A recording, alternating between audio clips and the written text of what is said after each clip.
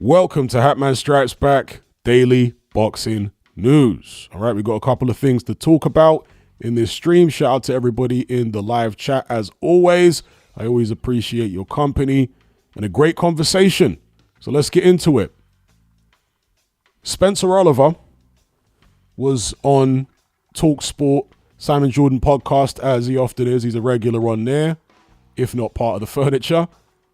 And he was making the claim that according to the whispers he's been hearing behind the scenes, and bear in mind this is a guy who's very close to Team Anthony Joshua, and he has been since the very start when AJ was training at Finchley ABC. He says that word on the grapevine is that Anthony Joshua is going to get an opportunity to fight for the WBO interim heavyweight title, which is currently held by Joseph Parker. And somebody on a previous stream in the live chat was saying that Gareth A. Davis was also making this claim. So this may have legs. We shall see. It's nothing official at the moment. But let's for a second contemplate the possibility, explore the possibility that this is real and that it will be AJ Parker 2 next. What are the implications here?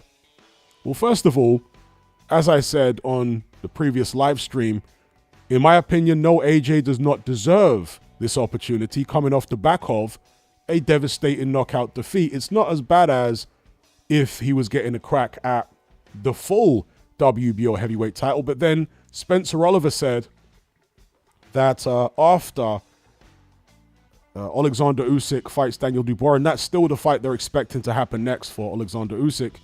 If he fights Daniel Dubois, they're expecting him to get stripped either right before or right after that fight, and that AJ and Parker will actually fight for the full WBO title. Parker will be elevated to full champion. And as I say, AJ will get another title opportunity coming off the back of a previous title opportunity. And that will make things even worse as far as I'm concerned. Anthony Joshua, nothing against the guy. I would say the same if it was any other fighter or former champion. He should not be getting a world title opportunity coming off the back of a knockout defeat. It's not like he was even competitive against Daniel Dubois. He got destroyed. So why would they be giving him again, it's like I said, I coined the term legacy privilege. That's what so many of these ex-champions get, particularly the cash cow ex-champions. They get what I call legacy privilege because of what they've done in the past, because of the credit, if you want to call it that they have with the public, because the public know about them. The public are familiar with their journey and have seen them fight many times over the years. Because of all that, because of their marketability, their commercial value, they get privileges and opportunities that fighters who are far more deserving based upon recent form and recent wins often don't get. So yeah, for me, it would be wrong for Anthony Joshua to get this opportunity. But as I said, after Parker's win over Martin Bakole, I did a video saying who will Joseph Parker fight next, and I mentioned Anthony Joshua as a possibility. There was some idiot in the comments, a couple of idiots, who took issue with the fact that I mentioned that as a possible fight. They were saying, oh, how could you say that? AJ don't deserve it. Again, I wasn't making suggestions based on what I think somebody deserves. I was making suggestions at least partly based on what I think is most likely. And I always felt, and I said then, that Joshua Parker 2 is a fight that is a distinct possibility. For one, because of the commercial aspect for both fighters, but particularly for Parker. It's a big payday for him.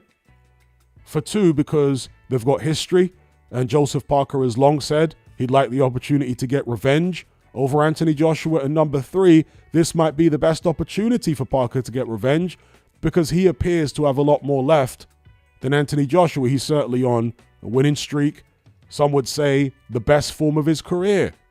So I said back then, don't at all be surprised if this is the next fight for Joseph Parker. Some people were saying it should be Parker versus Usyk. I'm going to come on to that in a second. Or even Parker versus Caballero. I'd like to see Joseph Parker fight Ajagba. But again, being realistic, Would he fight Caballero over Anthony Joshua? I don't think so. Because he doesn't have anything to gain as far as ranking from either fight, really. I mean, Caballero is interim WBC champion. If Parker became interim WBC champion, presumably he would forfeit his WBO interim status. So he'd just be swapping one interim belt for another. So he doesn't really gain anything there by way of ranking. And neither with Anthony Joshua doesn't gain anything with ranking. He's in a holding pattern right now until he gets a crack at the full heavyweight title or gets elevated to full heavyweight champion. There's really no more up for him other than fighting Usyk or Dubois if Dubois was to emerge victorious. So what's he going to do in the meantime? Sit on his hands, twiddle his thumbs? He could just take a run out, and I wouldn't have any issue with that because he's done all the heavy lifting already. He doesn't, as far as I'm concerned, need to fight anyone dangerous or tough while he waits for his heavyweight title shot.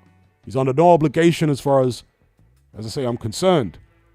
But if he is going to fight somebody, I have to imagine it's going to be someone that's going to make him a load of money. And that is not Ajagba Caballero. That is Anthony Joshua. Okay, so I can't hate on the move from Parker's side. Yeah? I just don't like the move from, I guess, the sanctioning body side. I can't hate on the move from AJ's side either. AJ, again, if he's given the opportunity, of course he's going to take it. Parker's a guy he's already beaten. Parker's a guy I have to fancy that he reckons he can beat again. So it's not about criticizing either of these fighters for taking the opportunity. It's more so criticizing the sanctioning body, the WBO, if this fight goes ahead. You know? Now, some people might criticize Parker because, again, they'll say, why is he giving AJ the opportunity? He doesn't have to give anybody the opportunity. He's essentially a glorified mandatory challenger at this stage with an interim belt. That's basically what an interim champion is. It's like a super mandatory, you know, a slightly enhanced mandatory, however you want to describe it. But yeah, that's that. Anthony Joshua potentially, according to Spencer Oliver, will fight Joseph Parker next for either the interim WBO heavyweight title or the full WBO heavyweight title if Usyk is stripped after the Dubois fight, or if Dubois is stripped, if he manages to beat Usyk in their rematch. So let me know what you guys think about this situation in the comment section below. Moving on to a bit more news here, and I will come on to your questions and comments. Again, shout out to everybody in the live chat. Just hold tight. Just want to run through these bits and bobs. So the undercard for Fatal Fury, Canelo versus Skull, came out the other day. You can see here. This is a poster that Ring Magazine have put up. And on the card, obviously, you've got Jaime Munguia in a rematch with Bruno Saras. I think that's an interesting one. The first fight was a good fight, even before Jaime Munguia got knocked out, right? It was interesting. You got Martin Bakole versus Efe Ajagba, and I'll really come on to that because that's quite baffling to me. Then you got Badou Jack versus Ryan Riziki, another interesting fight. You got Marco Verde versus Polina. You got, God, I'm struggling to see here, folks. let me try to zoom this in because I can't actually see to read this poster. In fact, no, let me get the poster up separately away from the screen. All right, see these names. Okay, yeah, so Marco Verde versus Michael Polina. Brian Leon versus Aaron Guerrero. All right, that's the undercard as it stands. I think there's a few more fights. Let's have a look here. Actually, no, that is all the fights that they've got listed at the moment. All right, so let's talk about a couple of them. Main event, Canelo versus Skull. You know, undisputed 168 pounds. Canelo recollecting the IBF belt, which was stripped from him. That's not particularly interesting fight in the minds of most people. William Skull was a Cuban fighter who's been based out of, I think, Argentina and then more recently Germany. for pretty much his entire career.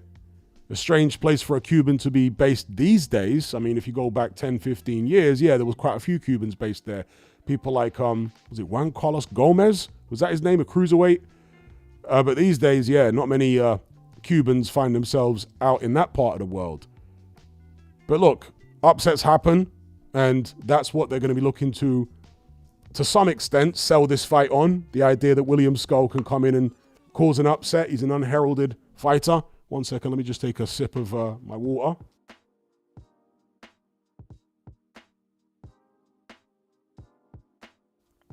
Yeah, unheralded fighter.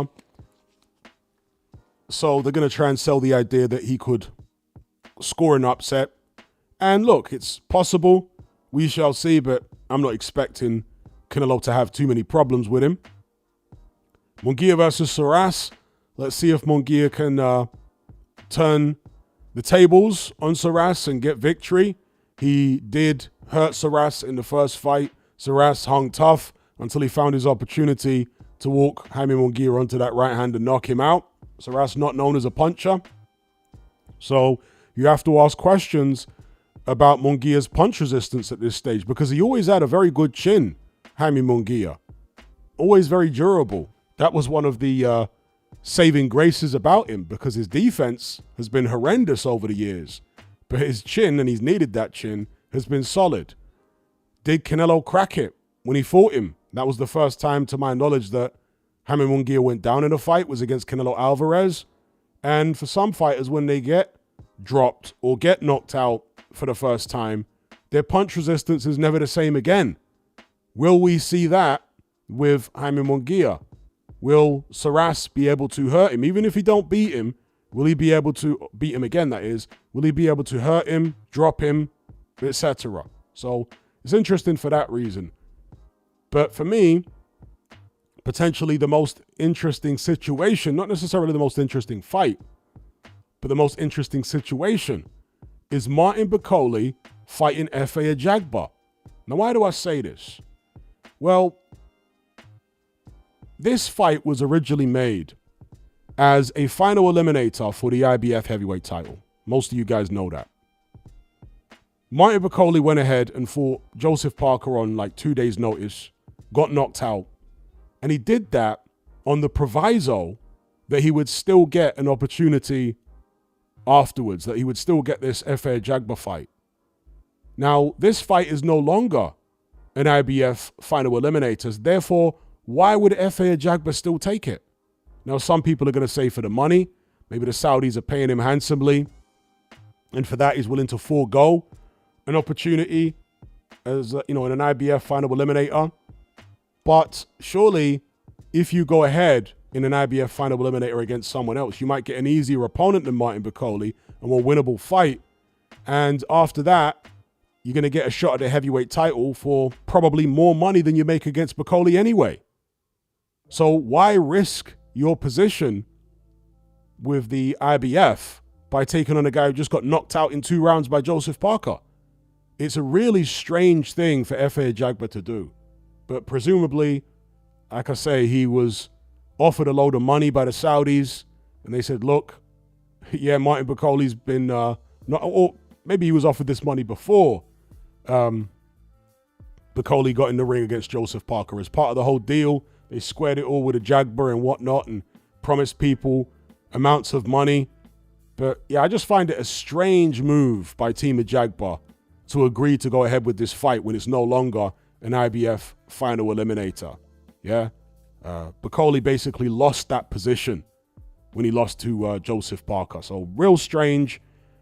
And as I said with the Saras Munguia rematch, we have to find out where Martin Bakole's punch resistance is at right now. I personally think it will be fine, because I think he was affected by not just the lack of sparring, not being in shape, but also lack of sleep. Sleep deprivation can certainly affect your punch resistance. Anyone who's ever boxed, anyone who's ever sparred will know that. If you go into the gym and you've only had 2 or 3 hours sleep and you get in there sparring, you're not going to be able to take the same kind of shot. At the same time, Martin Bakole, up to that point, had always shown a solid chin. Not that he'd been in there with a bunch of big punches. He hadn't. The hardest punches he'd been in with might have been, let me think now. Maybe Sergey Kuzmin, he can crack. And he hit Martin Bakole some good shots. But other than that, I mean, Jared Anderson, I guess, is a pretty decent puncher. But no monster punches. Still, he took their shots fine. He was stopped by Michael Hunter years ago. And Michael Hunter isn't exactly a massive puncher. But Michael Hunter hit him with maybe hundreds of shots. Bang on the chin. Bakole never went down. He was stopped on his feet. And by the time he was stopped, he was tired. And he did have a shoulder injury, which he picked up late in that fight. So, yeah, Bakole had never shown a weak chin before. But, of course, the Joseph Parker right hand that dropped him didn't land on his chin. In fact, he took a Joseph Parker right hand bang on the chin with seemingly little effect a couple of moments before the shot that dropped him. Now, perhaps it did have an effect, but, you know, it didn't really register visually. Yeah, because Martin Bakole just shook his head and kept marching forward after taking the right hand on the chin from Parker. But as I say, maybe it buzzed him to some extent and he just brushed it off with a bit of bravado. And then the shot which caught him high on the head is what finished him, you know, scrambled him after the chin shot. Or maybe Joseph Parker revealed Martin Bakole's Achilles heel. Some fighters with really good chins are vulnerable in other areas on their head.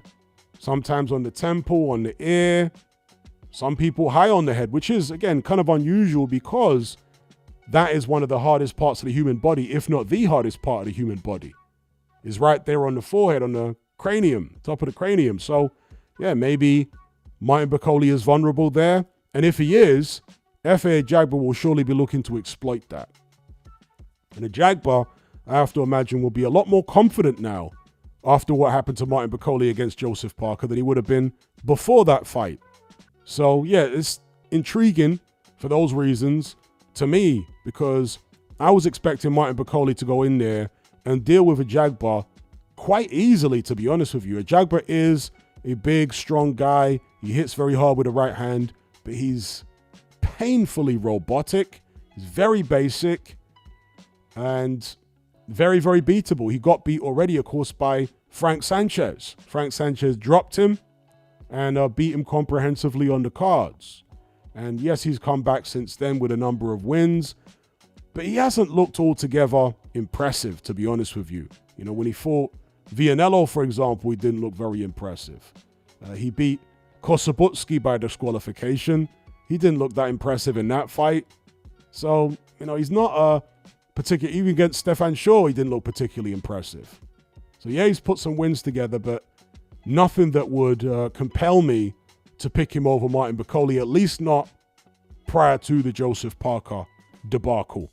So it's intriguing. Let's see what happens here. It's a more intriguing fight, long story short, now, to me anyway, than it was before Bakole got beaten by Parker. So I'll say that. Then we look at this fight here. Badou Jack versus Ryan Riziki. This will be a defense, believe it or not, of Badou Jack's WBC cruiserweight title, which is held for what seems like an age, despite being incredibly inactive. He's been given, as so many other WBC champions have over the years, carte blanche to be inactive and maintain his championship status. So who is Ryan Riziki? Well, he actually fought for the Bridgerweight title several years ago against Oscar Rivas. And that was a really good bruising fight. If you haven't seen it, it is on YouTube, I think. And in that fight, Riziki was hurt in the first round, towards the end of the first round, by Kaboom. That's the nickname that Oscar Rivas used to go by. He's actually retired now, last I checked, Rivas. Retired with eye issues. And he had eye issues all the way through his career.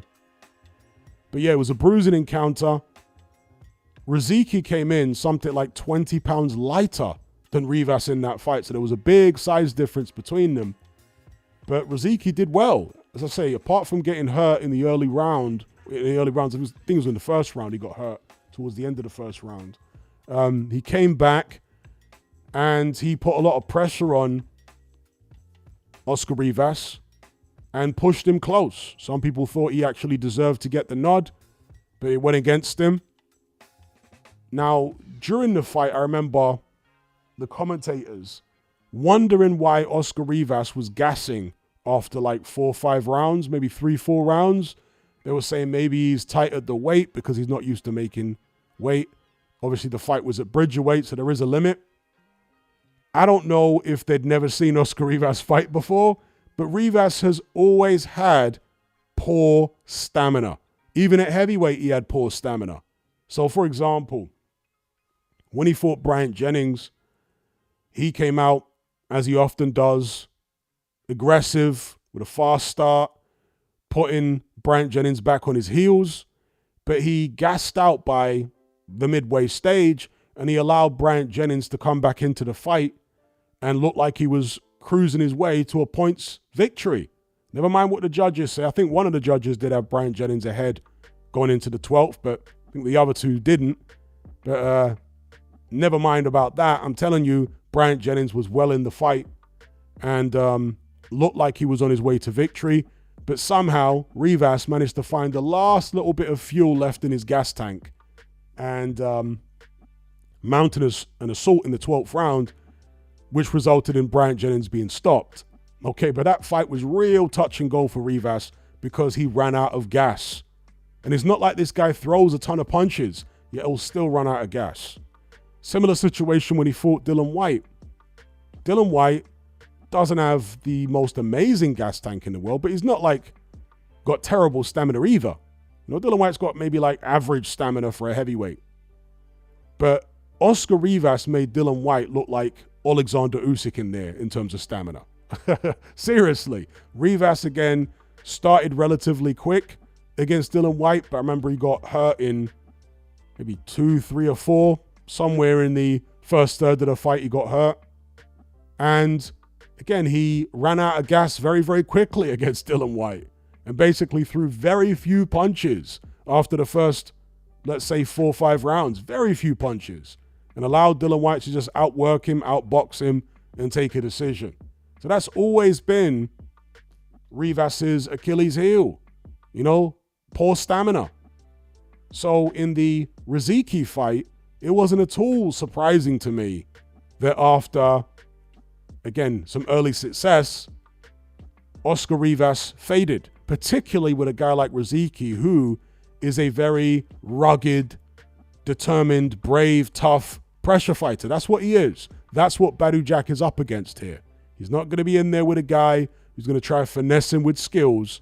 He's going to be in there with a guy who's bigger than he is naturally, who's going to come forward, swarm all over him, throw a lot of shots, and he can punch Riziki. I'm not saying he's the biggest puncher I've ever seen in the cruiserweight division. I wouldn't put him up there with Jayo Pataya or even Myris Breedis in terms of punching power, but he does have some punching power there, and you'll see that by his record.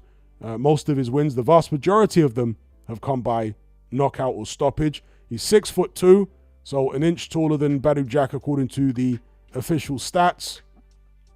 30 years of age, so he's much younger than Badou Jack. So not only has he got size on his side, he's also got youth. Many people who know of Ryan Riziki are predicting that he's going to become the new WBC Cruiserweight champion here. And he might. But if Badou Jack is able to finesse Riziki, because he's the boxer here, Badou Jack can fight. We know that he's a good all-round pugilist, right? He can fight on the inside, on the outside. He can do a bit of everything. But if he's able to finesse Ryan Riziki in there and take away his ability to land shots, then maybe Badou Jack can get, and he doesn't necessarily need to do that to the extent that the public think that he's won a fight. He only needs to do it to the extent that the judges have plausible deniability, because this fight is in Saudi Arabia. Badou Jack has fought there before. He's a resident of, I think, Dubai or Abu Dhabi. He's got many friends in the Middle East, and I think powerful friends. And we know that he's a Muslim. Shout out to the Muslims. Is it still Ramadan? So, shout out to the Muslims doing their fasting and whatever. But in my opinion, because of the fact he's Muslim, he's gotten favorable treatment out there in the Middle East with several fights, okay? One of them being with that guy Rivera who calls himself Popeye. Yeah, Badou Jack got a split decision in that fight. Many people feel like it was a travesty that he was able to retain his WBC cruiserweight title. So, yeah, Riziki is really going to have to do a number on Badou Jack, I think, here to get the win, because Jack is looked after in that part of the world. So, be an interesting one. Can Riziki get the stoppage? Again, Badou Jack is as old as dust now, 41 years of age. He might need to get rid of the guy. So, anyway, that's the rundown of the Canelo Alvarez-William Skull card. I'm going to throw it over to the chat room now. Let's have a look. Shout out to everybody in there. Let's change the visuals up. First of all, shout out to Mr. Luca for the super chat.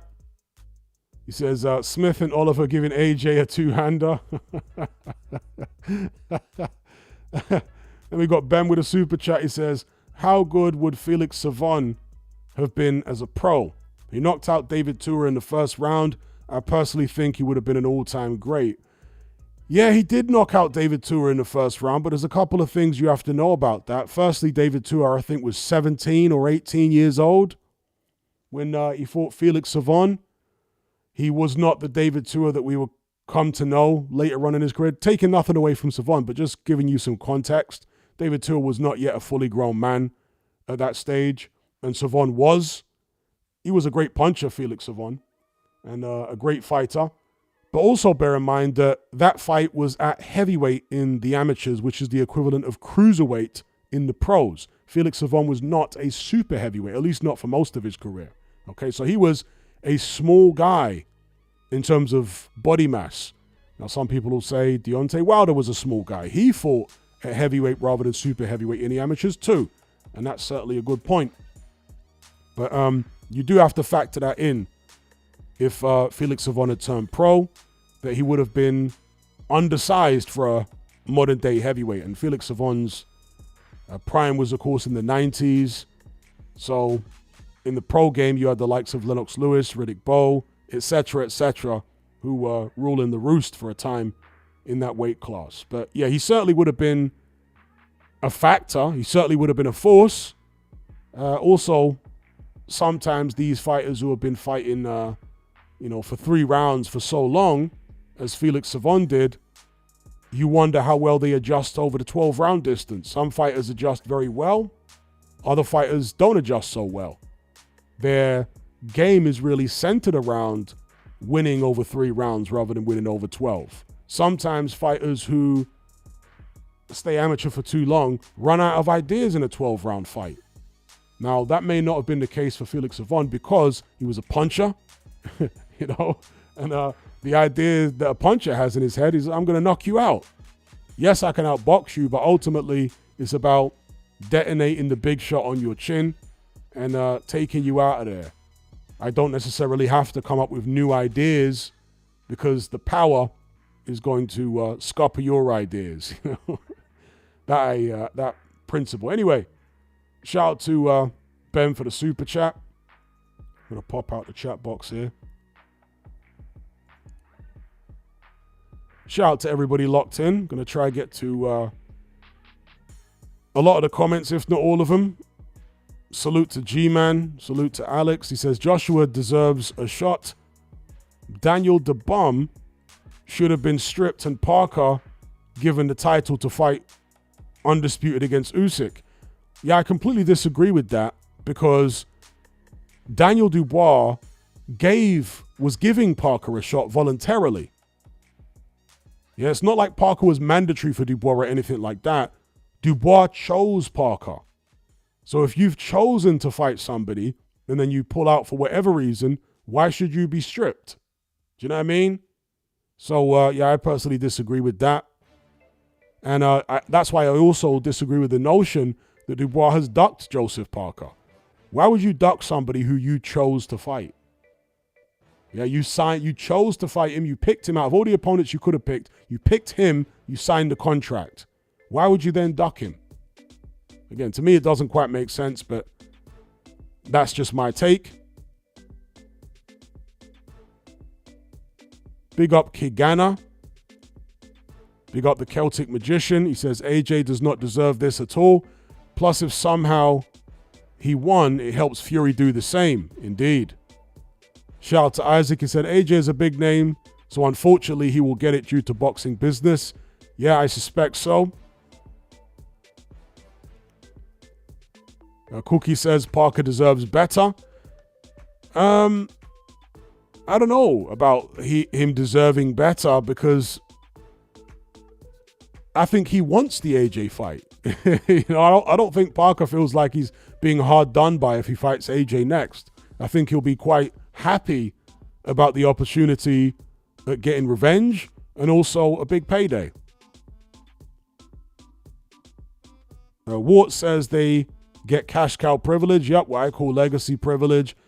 Chainsaw, but cash cow privilege is kind of a slightly different thing. But yeah, I definitely take that point on board. Chainsaw says this is bad. It should be Parker Dubois. Sam says referee in the first fight, he did too. The ref was very generous to AJ in the first fight, truth be told. The first Anthony Joshua Joseph Parker fight. He didn't allow Joseph Parker to engage on the inside. He kept inexplicably breaking them up even when there was no clinch. When they got close. Totally bizarre. And hometown cooking for AJ. Shout out to Sean McQuinn. He says, but Parker has been calling Anthony Joshua out lately. His trainer was even saying AJ will not fight Parker. Okay, but Parker has been calling, his trainer was saying AJ will not fight Parker. As in AJ will be afraid to fight Parker. So, you know, I'm already basically saying what you're saying, in that Parker wants the fight against Anthony Joshua. So this is not like some kind of unfortunate consolation prize that Parker doesn't want and he's being hard done by. No. I think I think Parker really wants this fight. Okay, T. Niger Boxing says AJ deserved it. He's carried boxing for so long. When Wilder and Fury were playing games, based on merits, he deserves to be the undisputed. What? He made it happen by keeping the division alive for years. No, I totally disagree with that. What you deserve is based on your results, not many, many moons ago, but your results lately. How can a guy who just got blasted out by Daniel Dubois in 5 rounds deserve another heavyweight title opportunity immediately after that? When you've got the Ajagba out there and the Joseph Parkers out there. Well, Parker is interim champion, so is Caballel, but you get the point. There are other guys in the rankings who are not interim champion who have won fights recently. You know, they're not coming off being blasted out in 5 rounds by Daniel Dubois. So why does AJ get to jump the queue when he is coming off a knockout defeat? I don't agree with it at all. And Mr. Luca again responding to T. Niger Boxing, saying he deserves to be undisputed based off what exactly? Chainsaw says, how do you see this fight going? I should have spoken about that, actually. Well, let's get into that. How do I see an AJ Joseph Parker rematch going? Take a sip of my water again.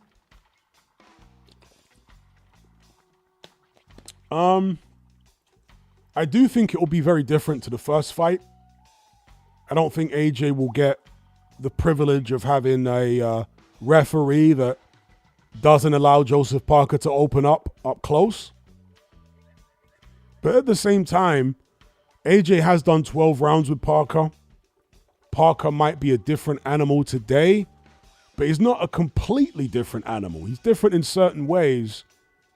And so, I mean to say that I reckon it'll probably be competitive. I don't know whether Joseph Parker's just going to go in there and blast AJ out. I mean, AJ's chin might be vulnerable enough at this stage for Parker to get that job done in that way. But I suspect AJ will pose some problems for him with his height and reach, just like he did in the first fight. Although I think Parker was, being young and green at the time, a little intimidated maybe in the early going against Anthony Joshua, being in there with such a big guy who was undefeated at the time, beat Klitschko, power in both hands and whatnot. I think Parker would be more confident this time. But yeah, I don't know. I don't think it will be a blowout. I reckon the fight will probably go rounds. Joseph Parker will be looking to impose himself, looking to let his hands go. He's heavier now than he was when they fought all those years ago. But I don't know, man. I think AJ's experience against Parker first time around will probably stand him in good stead. I reckon it's a competitive fight, to be honest. Yes, AJ got blasted out by Dubois, but Parker is not Dubois. He doesn't have that powerful step-in jab that Dubois has, which gave AJ so much problems. And although Parker's more aggressive these days, he's not as aggressive as Dubois is. Dubois is far more aggressive than Joseph Parker. And I want to say Dubois hits harder than Joseph Parker. Even though Parker's coming off a good knockout win, I reckon Dubois hits quite a bit harder than he does. So yeah, I reckon it's a competitive fight. I would give Joseph Parker the edge because he is coming off a good run of form, and I tend to go with the in-form fighter. Obviously, you're in a conundrum when both guys are in form, but AJ's not in form here. So I would edge towards Parker, but I reckon it's a competitive fight. So let's say Parker on points or maybe a late stoppage. That's what I would edge towards. But I certainly wouldn't count AJ out in the fight because, again, he has beaten him before, so he knows the blueprint of how to do it again. Muhammad Ali says AJ should be at the back of the pecking order. I agree. I don't agree with the legacy privilege that these ex-champions get. HB says, yeah, Wilder ducked 120 million. They never wanted AJ to be the best of this era. Fury and Wilder's ego wouldn't be able to handle that. KS says Bakole's still fighting Ajagba. Why? Indeed, I addressed that earlier on in the stream. It's a baffling situation as to why Ajagba would choose to still fight Bakole when it's no longer an IBF final eliminator. T-Boxing says that's why he deserved it. He deserves it and everything he's done.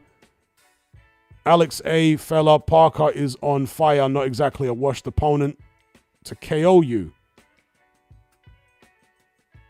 Yeah, I completely disagree with AJ deserving, a title shot coming off the back of... AJ just had a title shot and he got knocked out.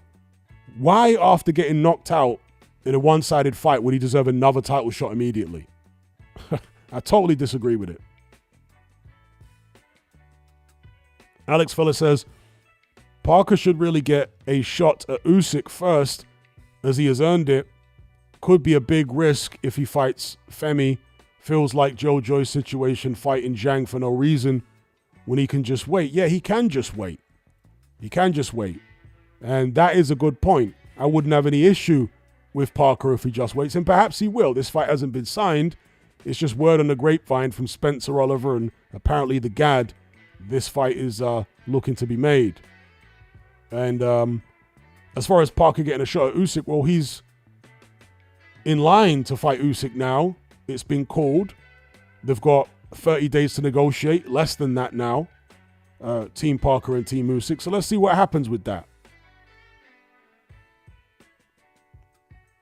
I'm not going to be able to get to every single person's comment here. There's too many. So I'm going to scroll down.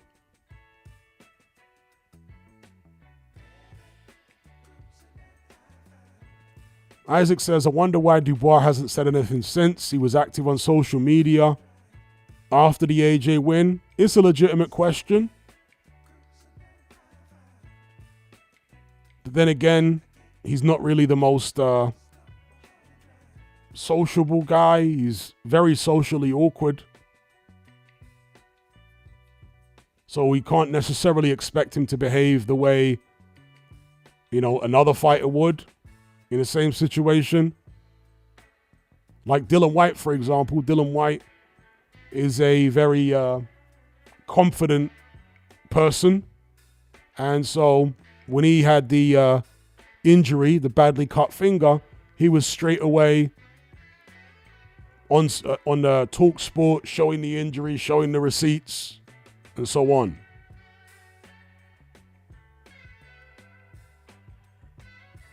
Afro Soul says if it's a close fight, Parker gets robbed, unfortunately. Yeah, he's talking about the potential AJ Parker rematch.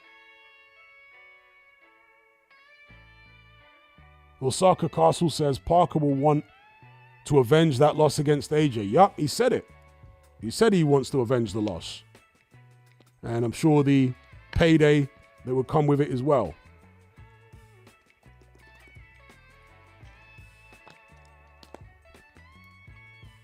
Osaka Castle says it's a joke. Wilder never fought, or Wilder and AJ never fought. Yeah, it's a joke, which you primarily have to point the finger at Deontay Wilder for.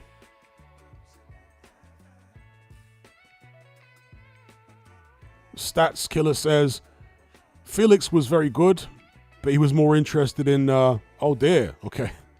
Felix is making some interesting accusations. I never heard those accusations, actually, about Felix Savon. Is that true? I'm not even going to repeat that here. But yeah, Stats Killer making some interesting accusations. I don't know if that's true or not. I've never heard those things before. Jimbo Jones says it is true. Oh, wow. Glad Tidings says Dillian Whyte is a massive overachiever. He has some very underrated wins. For someone who, let's be honest, is not the most naturally talented or coordinated, purely because he has moxie. I completely agree. Dillian Whyte is an overachiever. It shows what you can do as a heavyweight if you've got heart and a big punch and you're willing to put in the work. Because, yeah, Dillian Whyte is a pretty terrible athlete, horrible natural coordination and whatnot. Horrible balance. Despite all that, because he's got such a fierce spirit, he's been able to have a lot of success and make a lot of money in boxing. Patrick says AJ has never had any favors in a fight. He lost when he lost and won when he won. Well, that's not true. AJ has had favors in fights. He hasn't had let's say a decision go his way that he didn't deserve, although that nearly happened in the, at least one of the judges tried to do that in the second Usyk fight.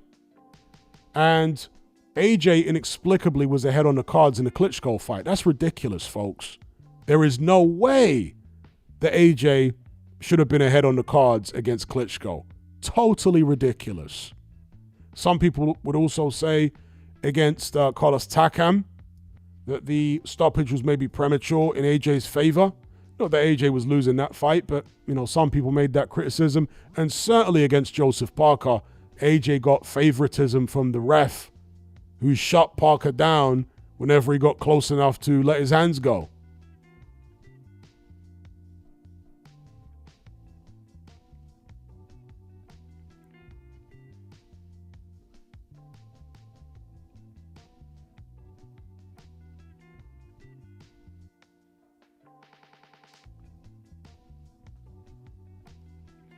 Yeah, I find it just absurd that Anthony Joshua was ahead going into the 11th round against Klitschko. Totally absurd.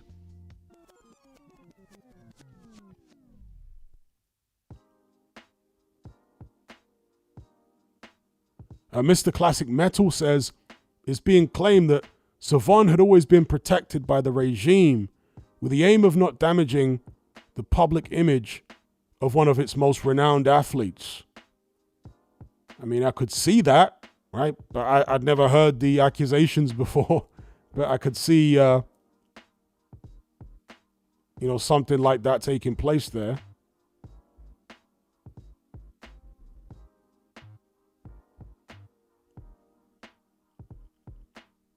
I think Waffles are great is asking me about Conor McGregor.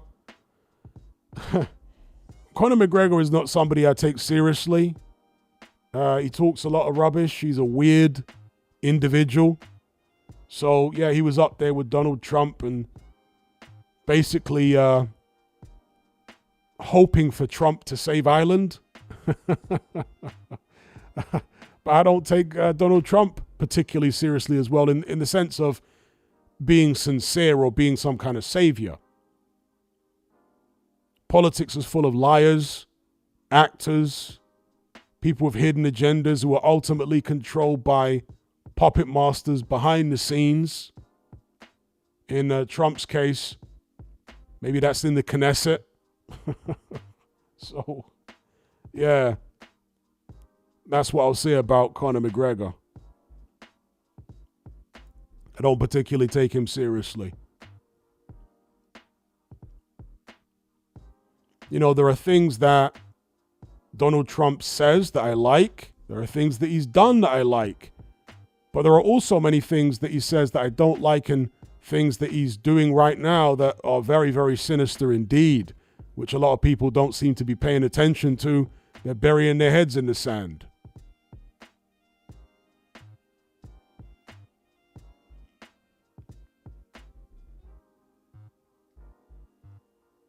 Jackie Boy Johnson says, you have to be pretty controlling to have got that far in politics. Well, I would remix that and say, you have to be pretty controlled, as in somebody's controlling you, to have gotten that far in politics. The idea that they would just let somebody do their own thing in political office, you know what I mean?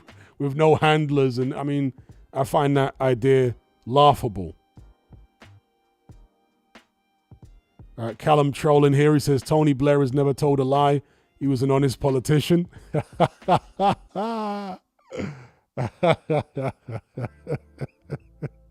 That's made me chuckle. Salute to Fight Sport Talk. Salute to Fight Sport Talk.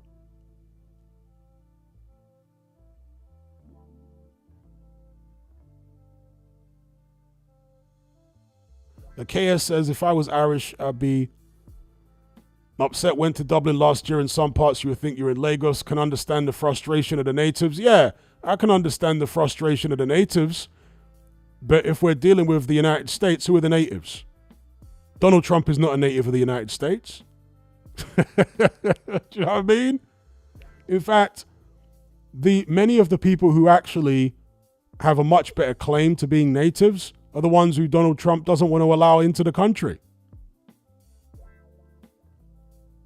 So that's the irony, isn't it? That you got the Conor McGregors of the world complaining about immigration into Ireland, which is a legitimate concern, right? The demographics, the demography of their country is being radically changed by mass immigration from people from other parts of the world. And he's saying, Trump, come save us. Well, what happened to America? The natives were genocided. It's like, less than 1% of the population are natives. The irony seems to be missed on Mr. McGregor. And certainly on Trump. Coppen says, do you regret interviewing O'Hara Davis? No, why would I regret interviewing him? Has he done something terrible that should make me regret it?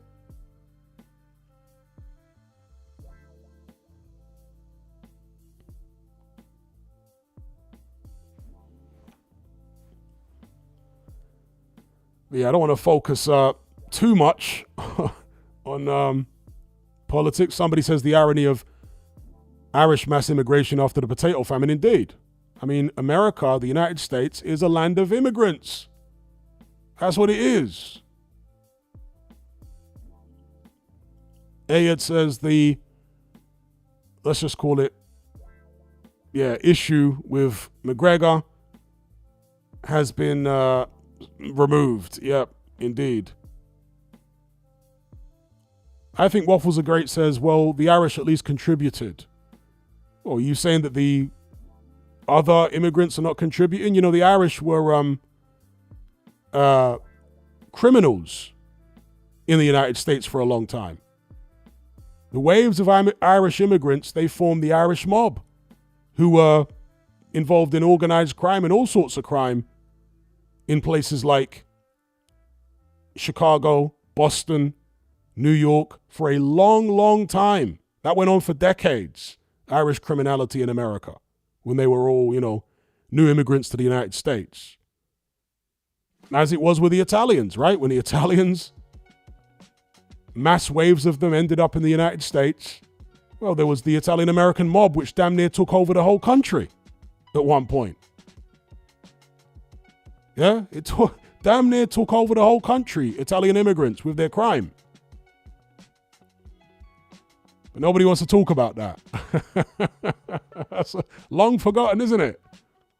Shout out to Fight Sport Talk for the super chat. He says, this news infuriates me. The AJ simping is moronic. Parker is getting frozen out when he fights everyone, and Dubois is getting rewarded for acting like a punk. Sorry for the rant. Salute, bro. And salute to Fight Sport Talk as always.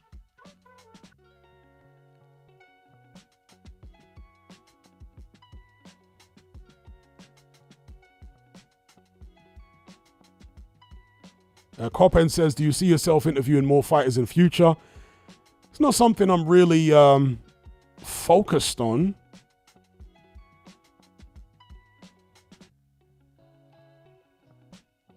But I wouldn't rule it out,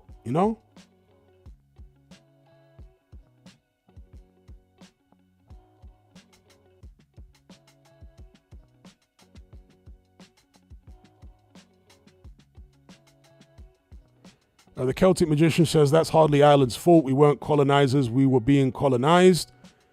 Yeah, I'm not somebody that really attacks immigrants, because they're often coming from bad situations. I was an immigrant. So I don't really attack immigrants. I more look at the politicians rather than immigrants. Immigrants are often vulnerable people and desperate people and people looking for a better life. I can't fault them. But as I say, the Irish immigrants into the United States were a lot of them very poor. And there was a lot of criminality in those poor Irish communities for many decades after they arrived in the United States, as tends to be the case with many immigrant groups who are coming from bad situations. They get settled in inner cities and so on and so forth. And as a way out of... You try and find a way out of poverty, a lot of crime happens.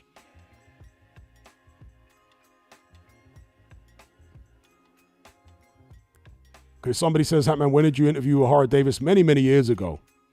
Many, many years ago.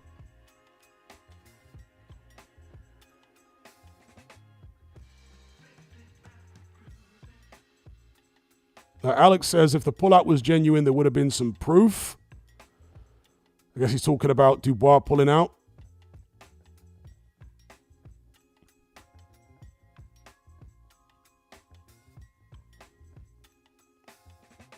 And it says, Hatman, have you ever interacted with a true psychopath? Some of them in finance are just insane.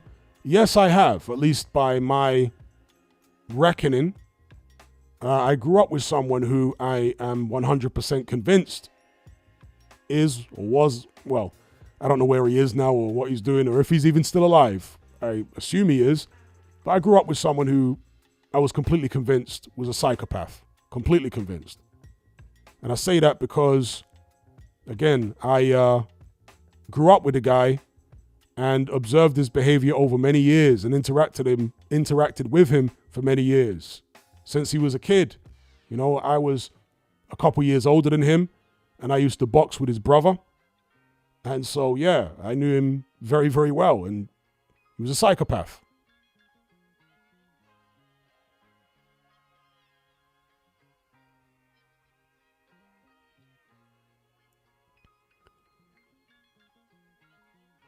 I think Waffles are great says, I'm English. One thing that annoys me is the way minorities try to add their culture to random places. I go to a Lebanon restaurant. They play Arab music, which is fine, but now they play it in my gym. Yeah, well, when you go to South Africa, don't you hear Western music? that was brought there by Europeans. I mean, if you go to Dubai, there are a whole community, and in the Middle East in general, there are whole communities and gated communities where all you have is Westerners and Western people. So it works both ways. I understand the issues that mass immigration causes by diluting the indigenous culture and so on and so forth. But a lot of people practice selective outrage where they only complain about it when it happens in their country. But when their country or people from their culture or their race are imposing the same thing on other countries, they stay silent and say nothing. So there's a lot of selective outrage. I don't practice selective outrage. I have sympathy for the indigenous people everywhere, yeah, including the United States. The indigenous people of the United States have been wiped out, haven't they? They've been treated worse than anyone, really. Nobody cares about them, says anything about them, and they act as if they're not even indigenous. Do you know what I mean? Because they put this native in front of American when they talk about them. Rather than just calling them American, they should be putting the, prefix for everybody else, like African American, European American. But no, the natives have that. Native American. They are Americans, indigenous.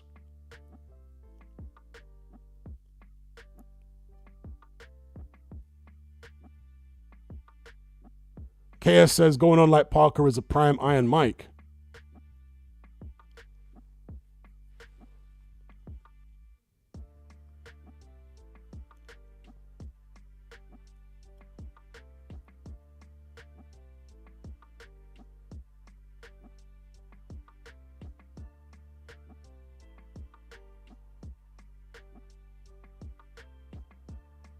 Yeah, King says they called them Indians, which is really disrespectful, really disrespectful. That's literally to try and detach them from their land by calling them Indians. It's crazy, right?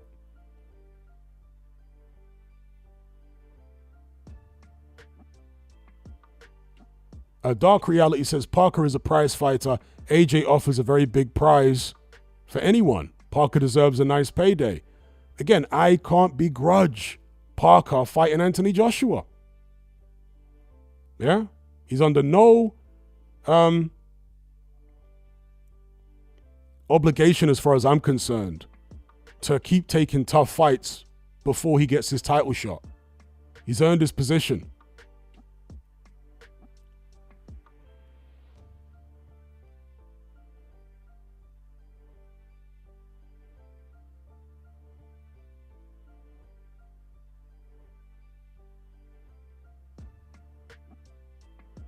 Telstar says, does AJ hold up the division while he's still financially lucrative as a fighter? To some extent. Yeah, to some extent you could say that. With the legacy privilege he has. The cash cow privilege. Because as I say, many people would prefer to see Ajagba fight Joseph Parker.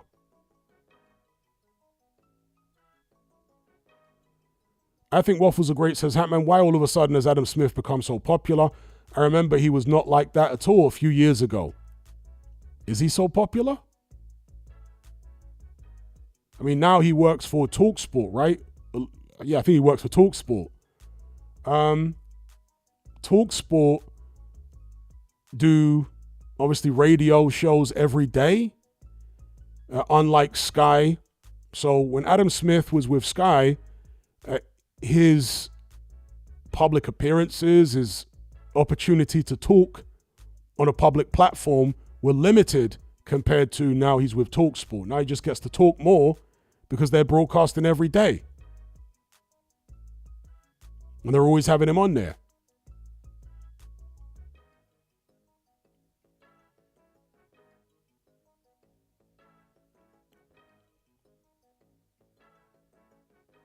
Now, Copen says, I'm sure Adam has his own YouTube channel. No, I'm not sure. I don't know. I wasn't aware of it. Ocean Blue says, I'm late, was watching Dark City. Dark City was like a precursor to The Matrix. A very similar film to The Matrix, right? Some of the same actors in it.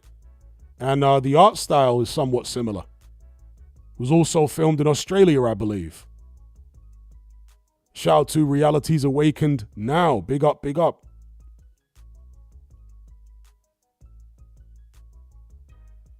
Ayad makes a good point. He says, Adam Smith is more popular now because British commentary and pundits are awful now. Yeah, sometimes the grass is not always greener on the other side, is it? So many of us, and I'm including myself in this, were complaining about the commentary on Sky when Adam Smith was there, complaining about Smith himself. But some of the commentary we've seen after Smith departed from Sky has been even worse. Not just on Sky, but on DAZN, on TNT. So sometimes the grass is not always greener.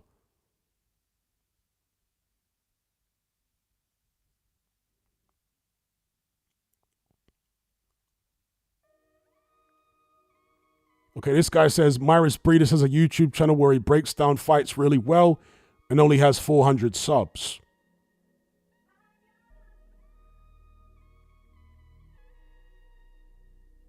Goozy says Adam Smith has some sympathy due to his cancer battle. Could be that too. Cash says, remember when he gave the disclaimer for Bellew's tattoo? Yeah, that was ridiculous. Ridiculous. I think Waffles Are Great says his alleged battle, I don't believe him. Kylie says Smith always had a good voice for commentary. Yeah, that'll give him. He always had a good broadcast voice. Ayed says funny though. Yeah, it was a funny comment because of how ridiculous it was.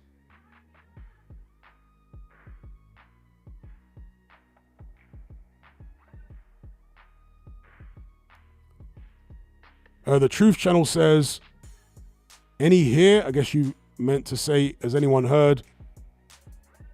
On Eubank Sr.'s new channel, he admitted that Ben won the draw. I haven't heard that, but I'm not surprised by that. Eubank Sr., certainly after his career was finished, has been quite candid and humble, believe it or not, because he's, quite a narcissistic guy. But with regards to the way his career went, he's been quite humble. So, for example, when he did that round table years ago with the likes of Joe Calzaghe and Steve Collins and Roy Jones, he said during that round table that he never really considered himself the best, despite his simply the best, moniker. He never really considered himself to be the best when he was fighting. He was just happy to be one of the best. And of course, he's given Steve Collins a lot of credit over the years for beating him, being the first man to give him a loss, and still gives Steve Collins a lot of credit. So, yeah, saying that he didn't deserve the draw in the Nigel Benn rematch doesn't surprise me.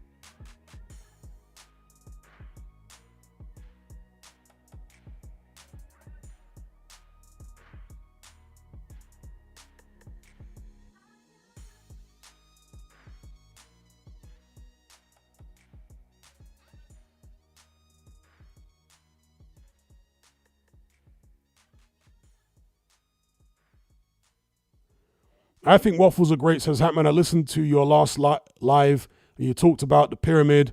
I guess you mean the pyramid, the Great Pyramid in Giza in Egypt. How do you think they were made, or do you have any theories on them? I have got no idea. But what I can tell you is there's been LiDAR or ground penetrating radar that's been done on one of the pyramids at Giza, not the main one, I think the second largest one. And this is very recent. And this ground penetrating radar found that there are enormous structures underneath the second largest pyramid at Giza. Enormous cylindrical structures which go down many hundreds of feet. Okay, so how those pyramids were constructed becomes even more mysterious now. If you've seen this ground penetrating radar or whatever it is, LiDAR, which shows structures going down further than the height of the pyramid itself. And these are uniform cylindrical structures which have staircases. Absolutely bizarre. So, look, I can't tell you how the pyramids were built. And one thing you need to understand as well is that ancient Egyptian civilization lasted at least 3,500 years. So some people make this false assumption or misguided assumption that, because the pyramids at Giza, for example, are said to have been built in the Old Kingdom. So this is near the start of the ancient Egyptian civilization. The subsequent pyramids were never as good, were never as big and never as good as the ones that they built at the start of their civilization. So later dynasties may have lost the technology or lost the know-how of how to build these things. People assume that throughout 3,500 years, all of the dynasties knew about all the secrets. Well, that isn't borne out by the architecture, yeah? Because the biggest stuff and the best stuff in ancient Egypt was the oldest stuff. After the Old Kingdom, they never built anything that big or that great ever again. So to me, that suggests that they kind of lost the technology or the secrets of how to do a lot of those things. And it was as much of a mystery to later Egyptian dynasties as it is to us.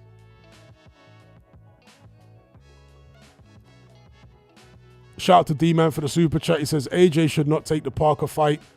It will make him look bad. Parker is high on confidence now. AJ is not. And back-to-back losses will surely be the end of him. And we need some more Barrington Levy singing. Shout out to D-Man for the super chat. It's an interesting one, right? You're saying AJ should not take the Parker fight. What do you think AJ should do then, if he's not going to fight Joseph Parker? Now, I've said after his loss to Dubois that he should retire. But if he isn't going to retire, if he insists on carrying on, what do you think he should do? If you think he should fight somebody else, who would your suggestion be? Because I think that AJ's better off fighting Joseph Parker than rematching Dubois. Let's just put it that way. I think he should leave Daniel Dubois alone forever.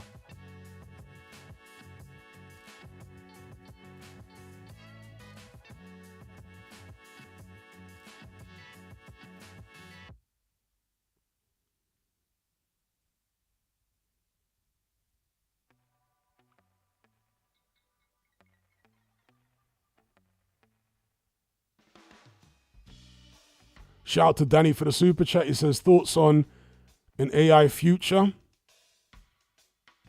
It's going to cause mass unemployment and extreme poverty.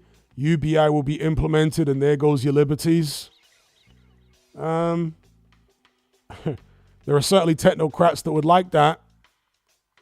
But I am skeptical about how well they can implement such a technocratic dystopia.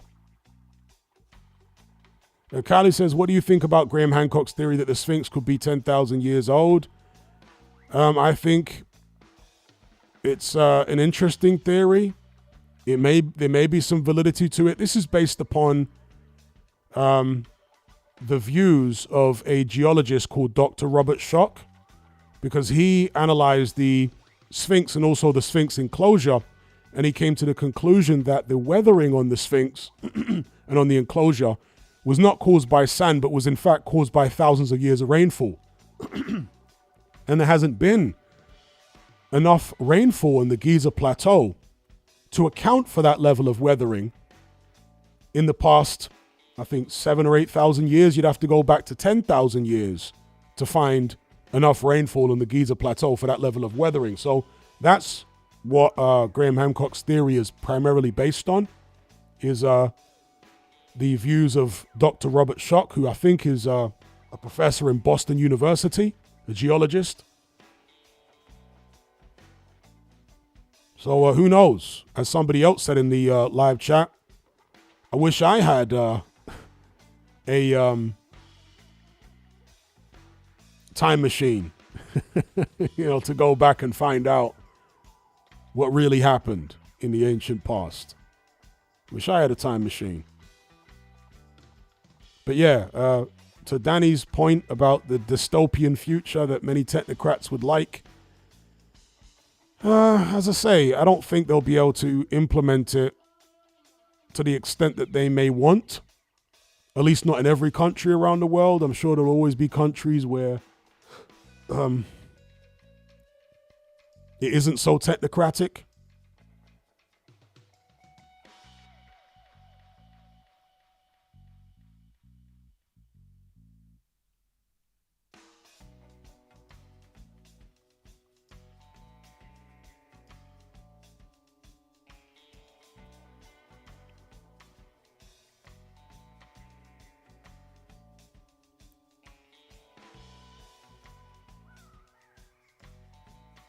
All right, we've got a weirdo in the chat. God only knows what his agenda is. He's talking about Diddy and, oh dear. Okay, let's get him out of here. Some weirdo. I'm looking to see if D-Man has followed up on his super chat because he thinks it's a bad idea for AJ to fight Joseph Parker. Do you think AJ should retire instead, or do you think he should fight someone else rather than Parker?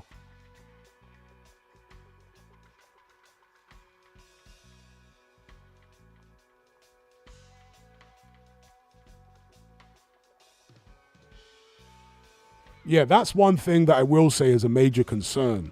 KS, to KS's comment here, he says the fake AI videos of people talking are pretty good already. Imagine in 5 to 10 years you won't be able to tell it's AI at all. Scary. Yeah, that is the scary thing, right? The AI is getting so advanced now. Deep fakes are getting so advanced that potentially a person could be fitted up for a crime that they didn't do using deep fake technology. And if it's powerful people behind it, yeah, you know, it's definitely a concern. So to that end, I would say, stay away from cameras, do you know what I mean? Because the deep fake technology is getting scary. Stay away from cameras.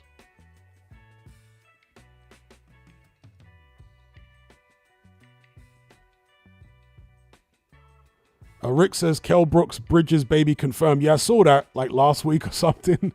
It's a bizarre thing, but there you go. That's his life and her life, and they do what they do. Eduardo says, Hatman, I enjoy your channel very much. Joshua has stated publicly his goal is to be a 3-time heavyweight champion. This time Parker isn't the heavyweight champion. Dubois is. Yeah, but I'm not sure if you've heard what I was saying earlier on in the stream, but according to Spencer Oliver, and you know, take it with a grain of salt if you wish, but Spencer Oliver is in the boxing industry, former pro himself, very close to the AJ team. He claims that the move here is for the Usyk-Dubois winner to be stripped of the WBO belt after they fight, and for AJ and Parker to fight for the full WBO belt. So basically, Parker will be elevated to full champion. So it'll be a carbon copy of the situation with Dubois and AJ, right? Dubois was elevated to full champion, and AJ got a crack at him for the full IBF title.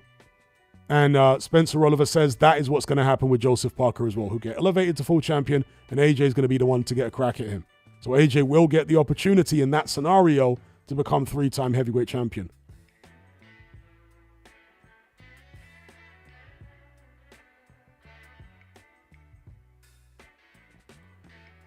Star Fox says, impossible to stay away from cameras in this day and age. They are everywhere. That's true. But, for example, if you're always taking selfies, if you're always using webcam in high definition, if people are collecting, images of you and video footage of you to make deep fakes and fit you up for a crime, in a hypothetical scenario, presumably the better the quality of the footage that they can get from you, then the more convincing the deep fake will be. You see what I'm saying? So you won't be able to stay away from CCTV and this, that, and the other.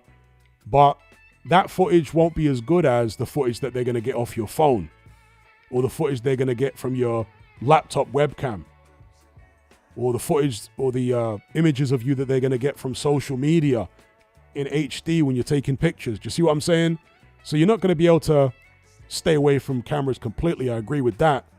But you can make it a little more difficult for them maybe to make a convincing, a completely seamless and convincing deep fake of you.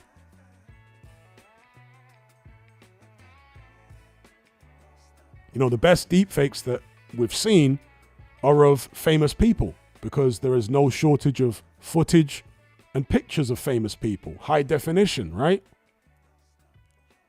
Shout out to D-Man for the super chat. He says, I think Fury would be a great last fight for AJ instead of Parker. Okay. And I wouldn't disagree with you.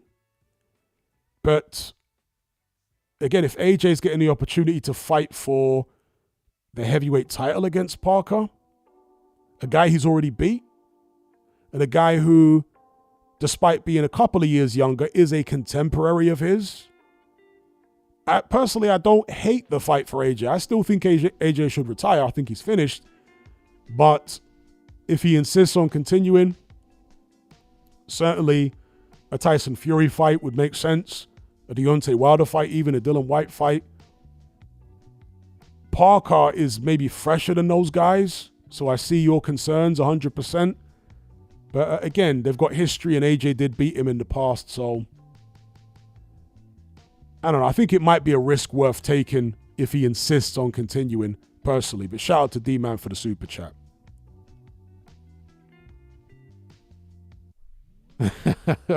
Star Fox says, I thought it would be Dominic Ingle that would have Kell Brook's next child. Shots fired.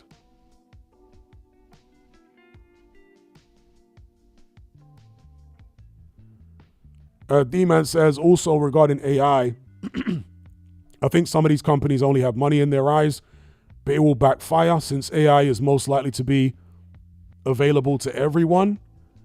Yeah, I'm not so much talking about companies, more so criminal gangs, or even malevolent aspects of intelligence agencies, the government and so on, of any country who want to target particular individuals to fit them up for stuff that they didn't do, you know?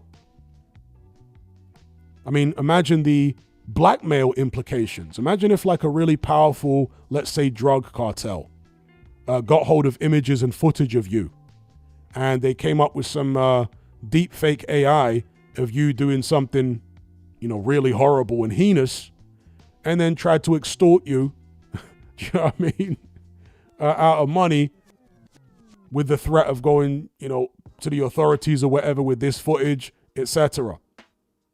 And certainly in many countries around the world where they have authoritarian regimes, imagine how authoritarian regimes could abuse deep fake technology to fit up political dissidents and stuff like that. Do you know what I mean?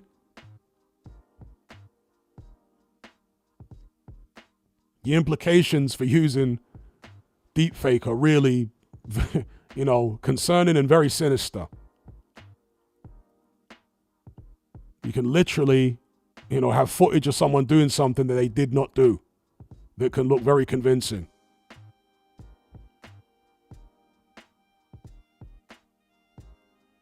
Indeed, D-Man, that's true. We live in a world where an accusation is enough to ruin your life. Yep, if you get accused of certain crimes, it can ruin your life. Your own family will turn against you for certain crimes, right? So if somebody was able to fake footage of you doing something really heinous, I mean, yeah, the implications are horrible.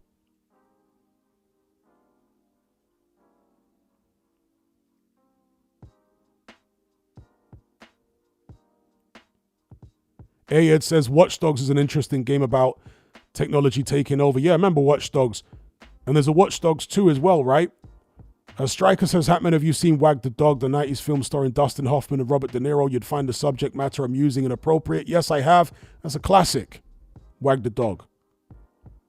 De Niro plays like a government fixer. I guess that's how you would describe him, a deep state intelligence agency fixer. And Dustin Hoffman is a film director who gets brought in to help hoax an overseas conflict in order to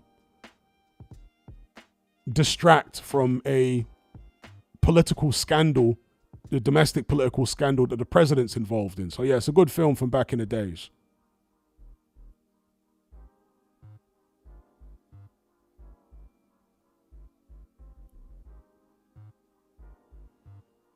Patrick says Minority Report predicted it, or should I say predicted programming?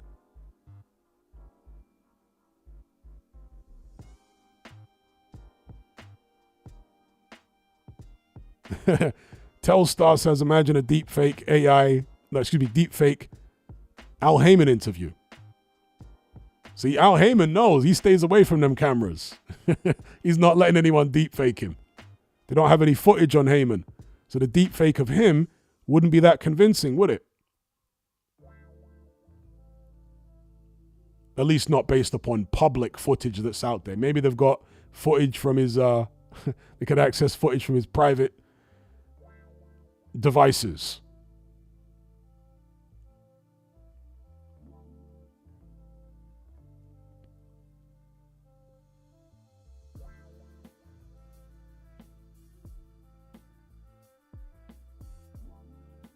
Oh, there's a Watch Dogs 3? Didn't realize it was a trilogy. I knew there was a Watch Dogs 2, but wasn't aware that it was a trilogy. Shout out to Trolls Are Bad.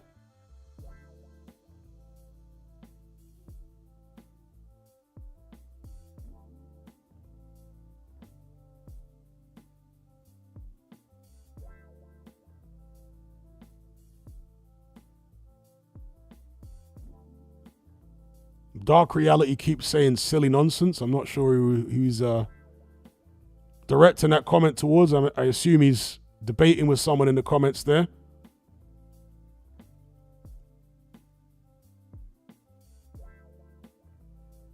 Kylie says Heyman has got it right, wealthy and anonymous.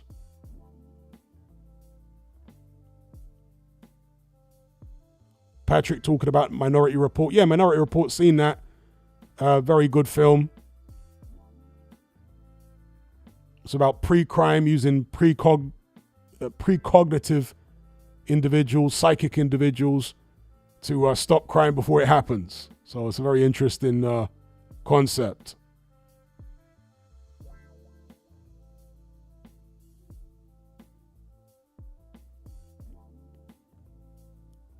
Dark Reality says AJ should fight Joyce or Zhang, winner on his comeback.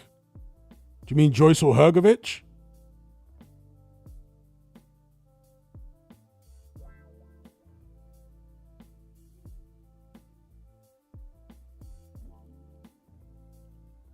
Sinaloa says, guys, Low-Key is a smart dude. Listen to him. I don't rate Low-Key at all. Wasn't very smart in 2020, was he? Neither him nor Akala. I don't rate either of them. I think they're fake revolutionaries, phonies. Don't rate them at all. When it was time to be a real rebel, they went missing. They're fair weather rebels. I don't rate either of those guys. When the ish really hit the fan, they were hiding under the bed. I don't rate those guys. When the authorities really showed their teeth, where were they? Ayed says, Akala speaks fancy so people love it. Yeah, Akala's up there with the BBC lovies and, you know, all those types. I don't rate him at all. Indeed, Callum, 2020 really separated the sheep from the lions. And those who were supposed to come out pushing back, they went missing. They literally went missing. Unbelievable. Island Grill says, Akala just likes the appearance of being a cultured freedom fighter. Indeed, these people are like fair weather rebels, man. Honestly. When it really hits the fan, them men are gonna go missing. You know, you can't be a rebel of convenience. You know, the time to show that you're really a rebel and against the man and all that type of stuff is not when the BBC invite you on there to talk, you know, endlessly about whatever issues you want. That doesn't show you're a rebel. You're being invited on a mainstream platform. You know what I mean? And that's what Akala's career's been like. It's when you're being censored and deplatformed and told you're not allowed to say certain things, threatened with having your liberties taken away and so on. Then we'll see what a rebel you are. And Akala and Low-Key failed that test miserably. Simple. So I don't rate them, man, at all.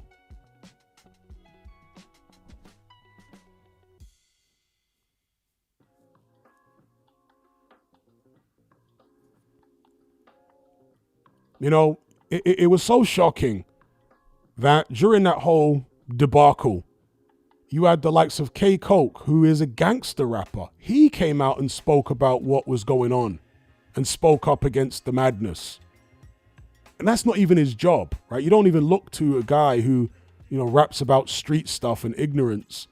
You don't even look to a guy like him to be pushing back against the establishment. As in for good reason. They push back against the establishment when it comes to being able to get away with crime. But no, for good reason. You don't even look to someone like that. You don't think of it as their job. But those were the people who did push back in the entertainment industry. And the people who were supposed to push back, the Akalas and the Low-Keys of the world, they were nowhere to be seen. Shocker.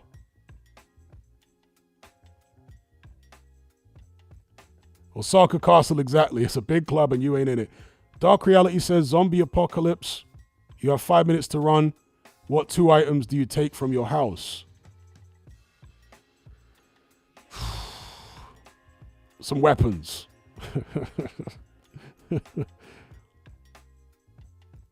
Kyle says, Hatman, what do you think about Lupe Fiasco? Skateboard rapper. Not really into nerdy rappers, to be honest.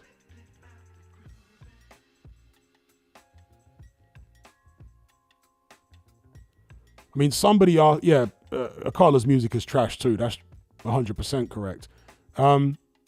Somebody asked me about who I thought won the battle between Kendrick Lamar and Drake.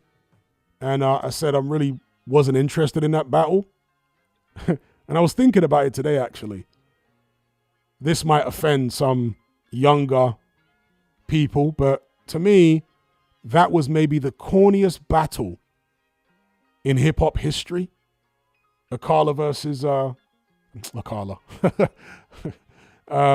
Kendrick Lamar versus Drake. That was like the corniest battle in hip-hop history, because what you had was a nerd in Kendrick Lamar. He's a nerd battling a sweet boy. That's a term, I don't know whether people still use that term these days, sweet boy, but back in the days we had a term sweet boy to describe a particular archetype, a particular type of male who listens to R&B, and he's overly manicured and groomed, and he's always on slow jams and stuff like that. We used to call them sweet boys. Back in the days, they would try and dress like R&B singers, and they'll put like texturizer in their hair and look like Genuine or something, you know?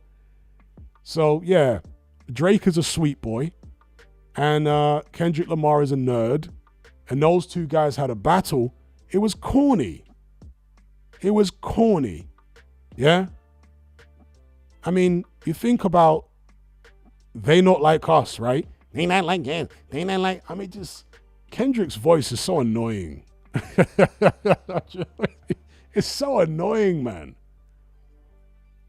He's got this little like, ain't that like this? I mean, how is that a great diss track? Come on.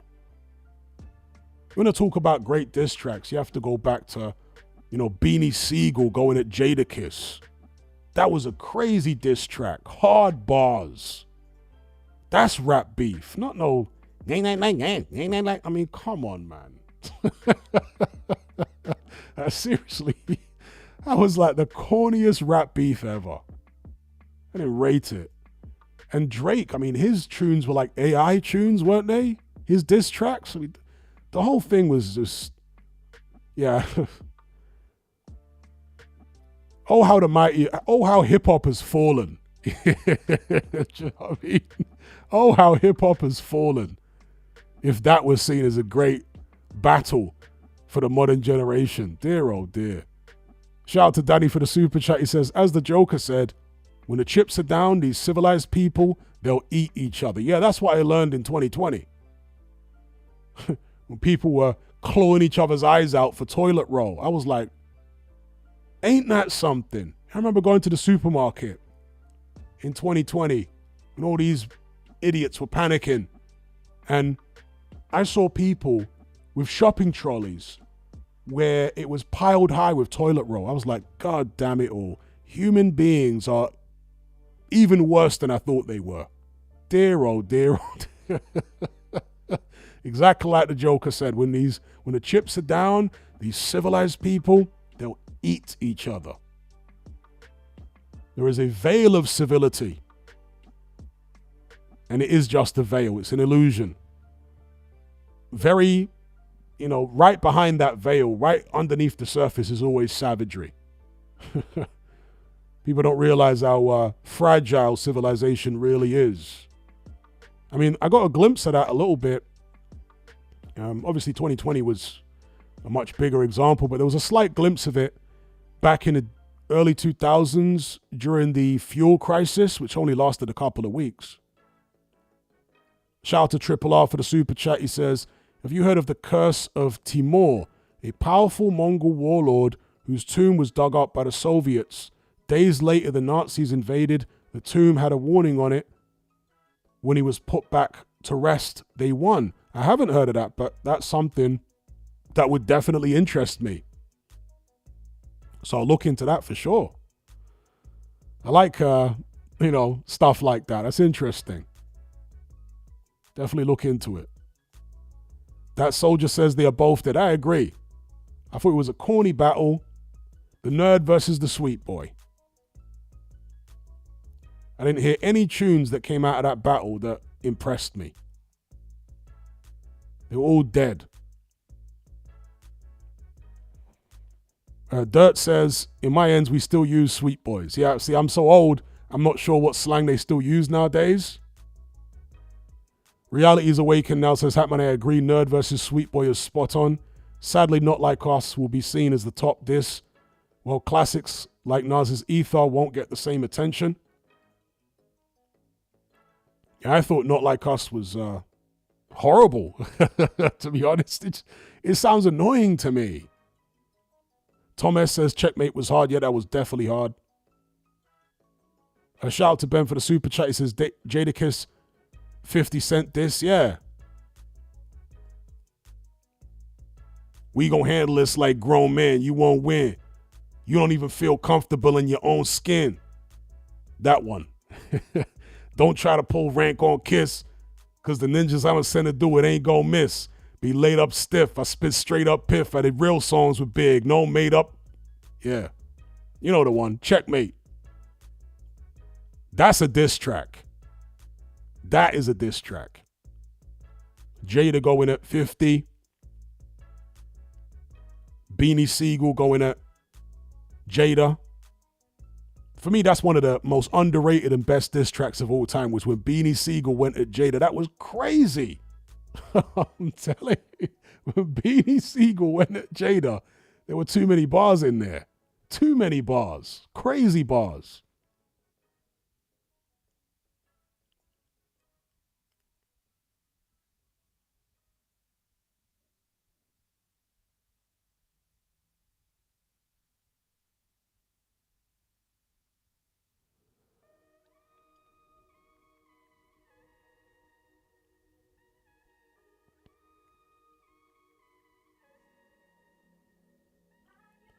Callum says, do you believe playing the Joker had an effect on Heath Ledger's mental health?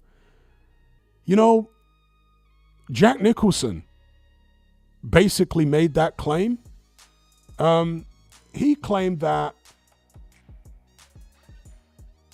almost like the role of the Joker was cursed or something, like it was some type of poison chalice, and when you take the role on, it's going to destroy your mental health. And he said that he actually warned Heath Ledger about taking that role before he did. Yeah, there was an interview with Jack Nicholson after Heath Ledger died, and Nicholson was like, I warned him not to take that role. I told him what it would do to his mental health. So, I don't know. It's a bizarre thing. Shout out to D-Man. He says, I'm half Rwandan and already knew about people are easily manipulated. One day your neighbor was breaking bread with you. After the radio started saying to hate them, they were looking for them with machetes the next day. Indeed, it was a horrible situation. And I've mentioned that, over the past few years as an example of the veil of civility and how the people living around you who apparently are civilized and apparently are nice, quote unquote, have darkness in their hearts a lot of the time. And you won't see it until the ish hits the fan. 2020 was an example, but the horrendous situation in Rwanda was an even more extreme example, Over 1 million people lost their lives in, the space of 3 months? Many people who were neighbors turning on each other and hacking each other up. I dated a Rwandese girl, actually, whose parents lost their lives in that conflict. Shout out to the Truth Channel.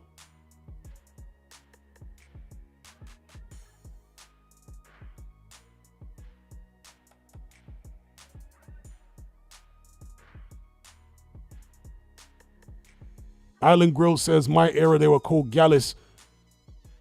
Nah, Gallus is just a guy who gets a lot of girls. He doesn't necessarily have to be a sweet boy. Yeah, there were plenty of men who you would say were a Gallus, but they weren't sweet boys.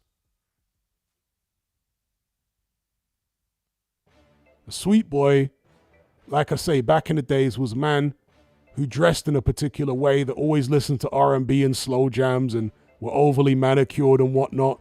I mean, when we used to go carnival, you would see all the different types of people. There'd be men that would turn up dressed like yardies, right? Who you knew were headed straight for the bashment sound systems and whatnot.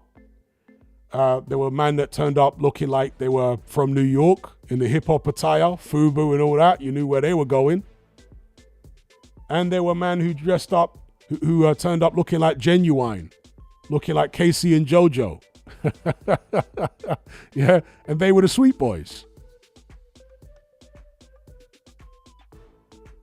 People used to have a uniform. Do you know what I mean? It wasn't like today, it seems to me, maybe because I'm an old man now, I can't tell the difference between the different little subcultures and whatever. Everyone appears to look the same to me now, the way they dress. But back in the days, you could tell what music somebody listened to by the way they dressed. You could tell who listened to R&B by the way they dressed. You could tell who listened to bashment by the way they dressed.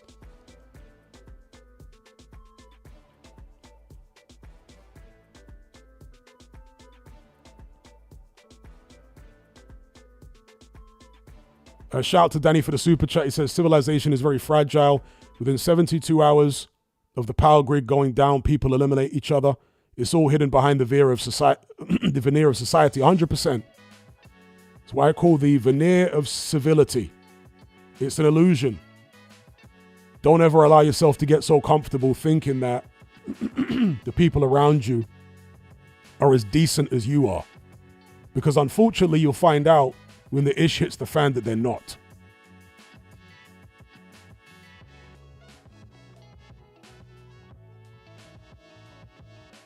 Star Fox, I'm telling you, there was man back in the days dressing up like Genuine. having a hair like Genuine, their facial hair like Genuine. There were crews of guys roaming around looking like Casey and JoJo and stuff like that. Yeah, Sweet Boy crews. The Sweet Boys. Dirt says facts. Gallus is a good thing. That's your guy who always brings the girls to the events. Indeed, Sweet Boys are the goofies who told everyone they loved them. Indeed. There you go. So he knows what a sweet boy is. That's why I always like that line in, you know, Kano, P's and Q's? Where he's like, God, let me think of the line. I know the line, but I'm thinking of the lines that preceded it. Where he's like, oh, some men don't like me, they try to bad man Kano.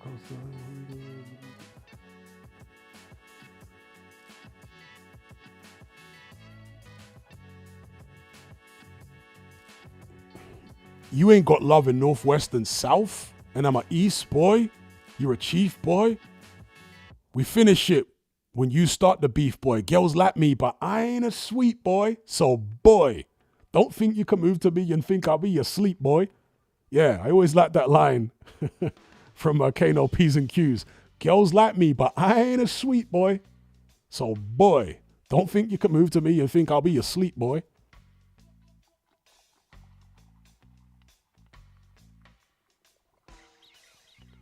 Girls like me, but I ain't a sweet boy.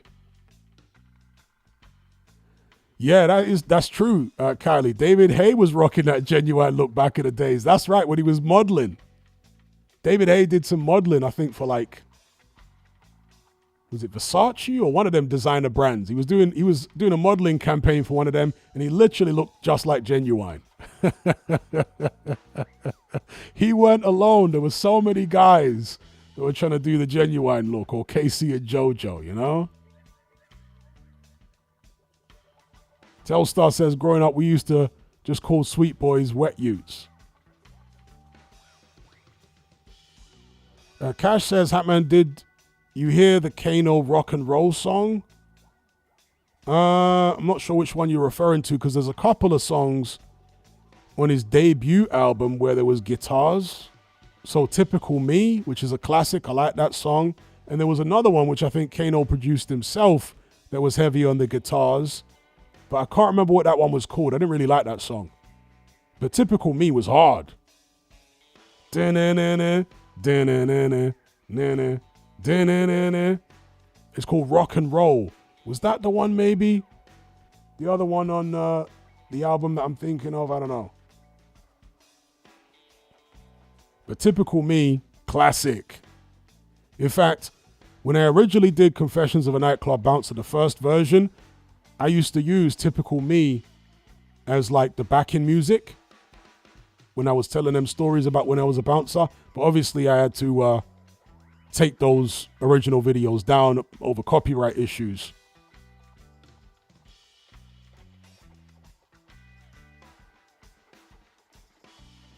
The Truth Channel says, still rocking Clark's boots. Yes, today still. All right, we got Yardy in the house. I swear in Jamaica, I saw a story recently where they've just opened a Clark's store in Jamaica for the first time ever. Can you imagine? Jamaicans have been like the biggest purchasers of Clark shoes, probably outside of Britain, in the whole world for decades. And they're only now just getting a Clark store. Cash says it's awful. I guess he's talking about the Kano rock tune. You'll cry laughing listening to it.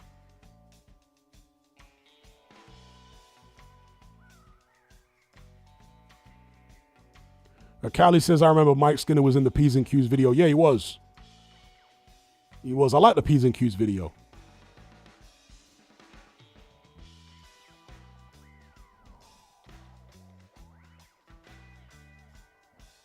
In fact, talking to Yard, right? Not Anthony Yard, Yard as in Jamaican man. I was reminded of a song, a track by Capleton, which has got to be one of the funniest songs of all time. unintentionally funny, you understand, right? But one of the funniest tracks I've ever heard in my life, which is a track by Capleton called Minalotion Man or Nolotion Man. Now, if you're Caribbean or Jamaican, you'll understand what that means. Gal me lotion, Minalotion Man. Yeah, that song is hilarious, bro. Seriously. Yardies don't even realize how funny they are. Like I say, unintentionally funny. Gal me lotion, Minalotion Man.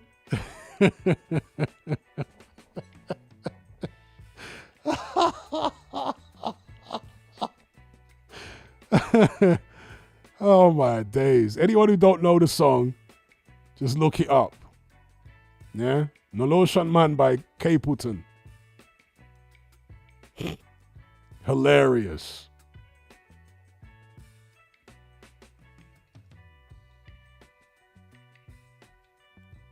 Gmail says, could a journeyman win a street fight against the world champ?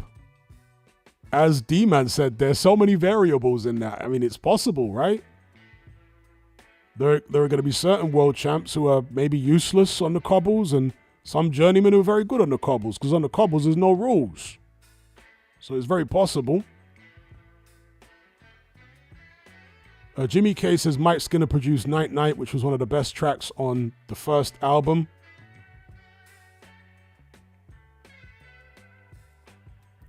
You know, Kano says he's not a sweet boy, but that was kind of a sweet boy tune, to be honest. And so was Brown Eyes. Brown Eyes was a sweet boy tune, too.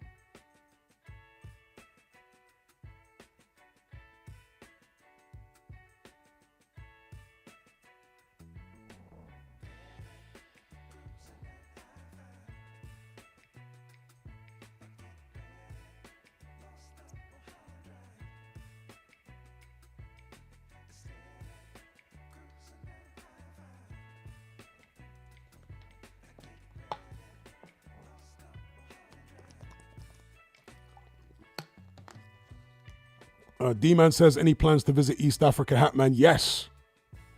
I absolutely do have plans to visit East Africa. Several countries in East Africa, in fact.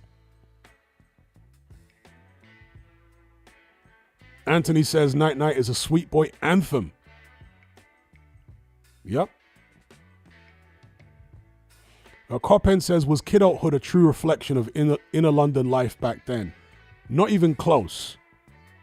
At least not in, the areas I grew up with and the areas I was familiar with. But kidulthood was based in West London. So maybe in West London it was like that. In kidulthood it was like really like ethnically and racially mixed. The friend group in kidulthood. And the inner city is not like that, really. In the inner city, birds of a feather flock together is quite, not necessarily segregated, but people run with their own for the most part. The Turks run with the Turks, the blacks run with the blacks, so on and so forth.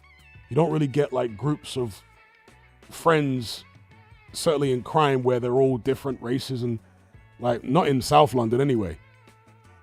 The Somalis run with the Somalis and stuff like that, whereas in kidulthood it was like a hodgepodge of all kind of different. So maybe in West London somewhere they had something like that, but not where I grew up. Telstar says maybe Bullet Boy was a bit more accurate to its time. Yeah, a bit more. A bit more. Not a bad film, Bullet Boy.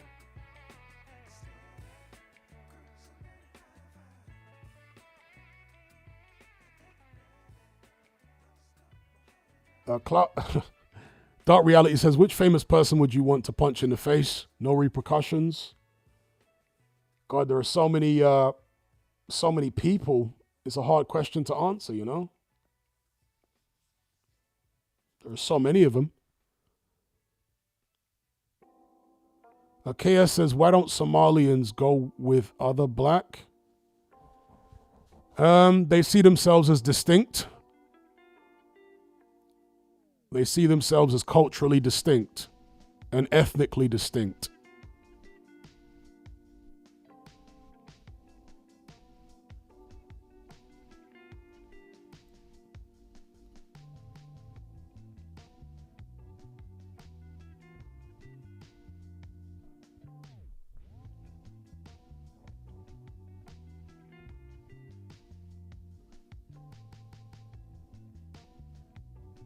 Shout out to the Somalis out there, because it's kind of getting recognition now, but it's been a sleeper for decades, really, and that is Somali cuisine.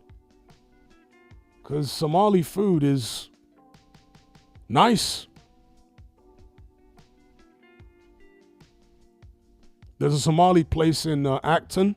I forget the name of it, but that's a good place to go. If you never had Somali food before, there's a famous Somali restaurant in Acton.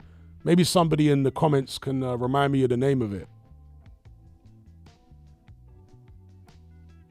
There you go. Sabib in Acton. Yeah.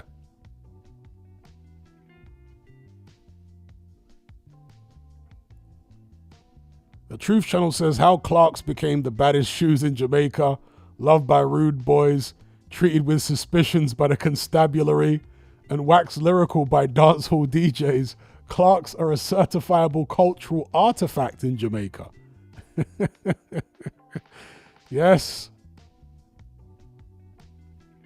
And introduced, or at least popularized in New York, at least, in hip-hop by Slick Rick. Yeah, Slick Rick, and also Ghostface.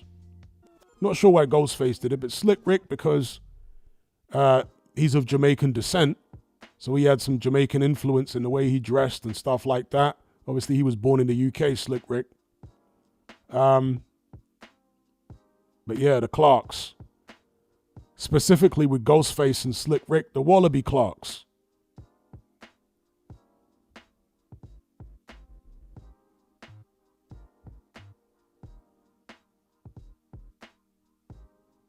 Island Grill says, Hatman, have you seen the Roadman musical One Day? No, but it doesn't sound like something I'd be interested in. I generally don't like musicals. And a Roadman musical, that sounds corny as hell to me.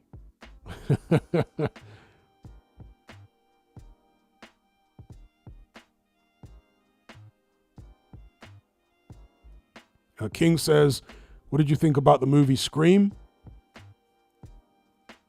It was a light-hearted slasher, teen slasher back in the days. It really spearheaded the revival of slasher movies, Scream. And obviously it spawned a load of satirical versions. You know, with the Wayans brothers.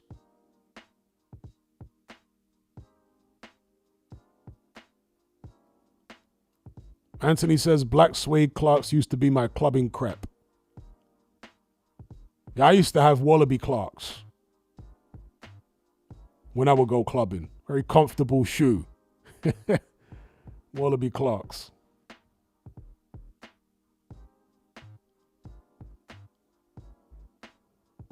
Aaron Simpson says, Hatman, have you watched Severance? I don't think so.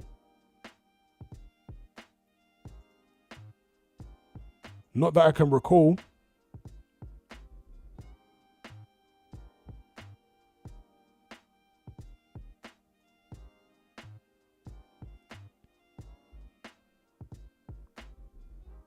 Who's in Severance?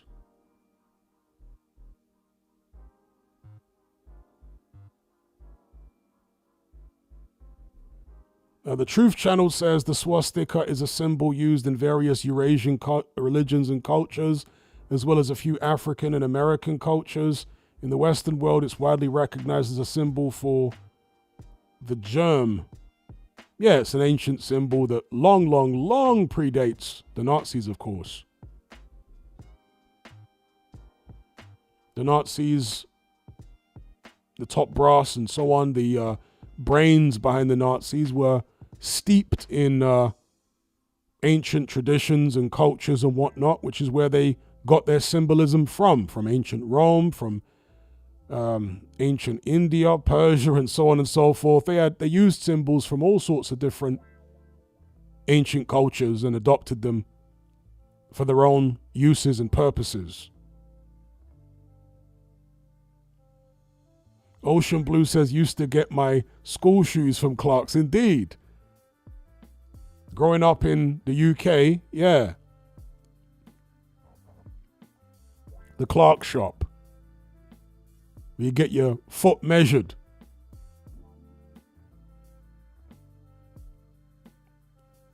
Callum says, do you know who Joseph Goebbels is? Yes. The infamous Nazi.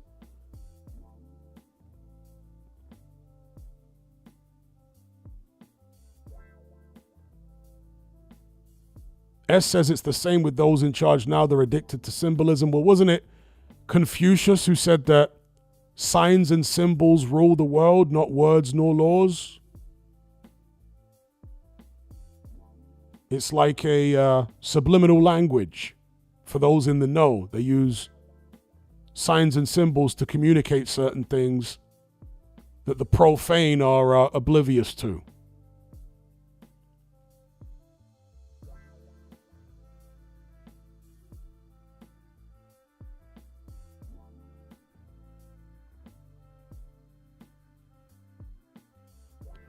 Anthony Hayweather says, you grew up rich, boy. Shoe Zone was my story. No, I went Shoe Zone too. But, you know, once in a blue moon, you go to the Clark shop. I wish I grew up rich. Wish I grew up like Eddie Hearn, you know, big mansion, pool.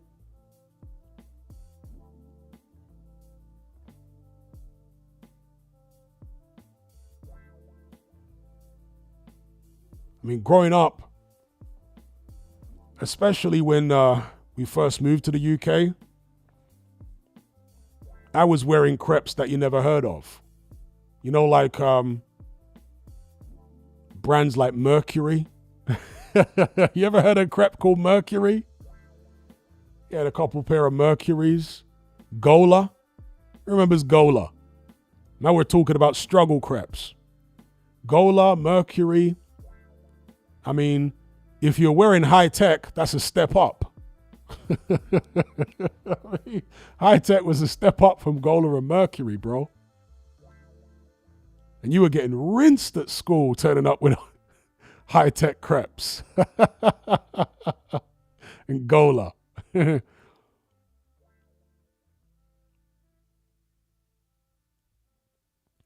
Anthony says, Hatman went Selfridges for uniform. See, if I'd gone Selfridges for a uniform, I would have been a next level gallus. Imagine that. Imagine man going Selfridges for uniform. I'd have been getting all the girls. Ascot, Gola. Yeah, I remember Ascot too. I want to say Gola were the most diabolical. Was there anything lower than Gola? I don't think there was anything lower than Gola.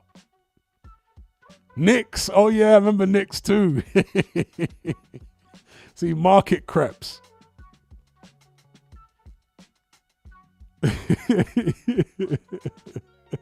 Nix. Yep. Umbro. Okay. See, Umbro would make legit gear for like football. And they make football, actual footballs, right? But yeah, Umbro trainers weren't the one. Definitely struggle crepes. Yep, Market 2 strap crepe. Snide brands, that's right. Bargain bucket brands. Remember in certain sports shops, probably it's still the same in Sports Direct today, but certain sports shops, the bargain crepes are literally in a basket. We have to like root through and find two trainers the same size. You know them ones? That's where they would have like the Gola and literally a basket. You have to root through and find two of the same size.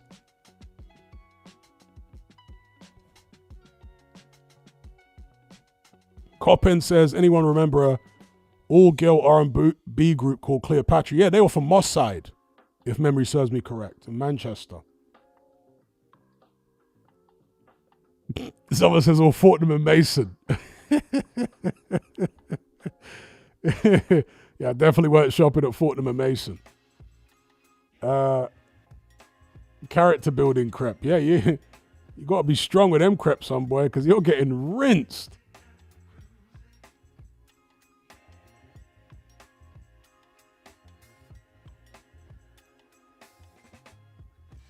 Andy P says, how about British Knights and troop trainers in 89, 90? Yeah, British Knights and what are the other ones? SPX as well.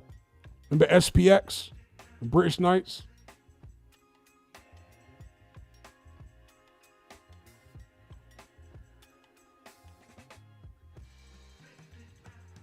Celtic Magician says, I found some good stuff in those baskets, bro. Yeah. The bargain crepes. Lonsdale. Yeah, today it'll be Lonsdale. Lonsdale is a struggle brand, isn't it? Who wears Lonsdale today? Like, if you go in Sports Direct, Lonsdale stuff and all that, who buys it? I reckon it's like Polish construction workers who just arrived in the UK like last week. They're the ones who got, no disrespect to Polish people, right? Big up all the Polish crew. You know, like the Polish construction man who arrived last week. They're the ones who go and buy the Lonsdale and all that.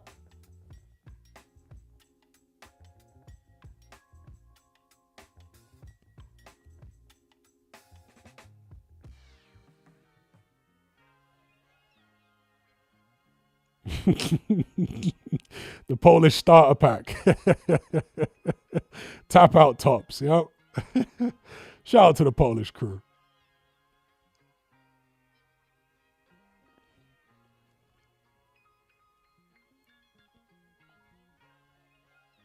Remember Joe Bloggs? Yeah. Joe Bloggs was an actual brand back in the days.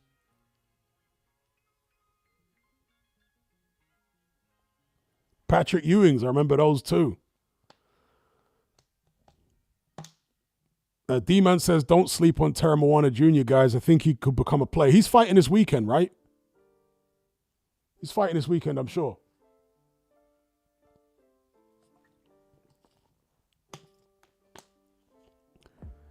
Yeah, Echo, but that's like more, well, Echo became a struggle brand, I think, eventually, but there was a time when Echo was like a premium streetwear brand. Yeah, that the Polish construction workers weren't really wearing. There was a time when Echo was like a sought-after streetwear brand and they were priced expensively. But then they became a struggle brand somehow. Yeah, Fubu. Who remembers Kappa? Remember Kappa tracksuits? Isn't that an Italian brand, Kappa? What happened to them?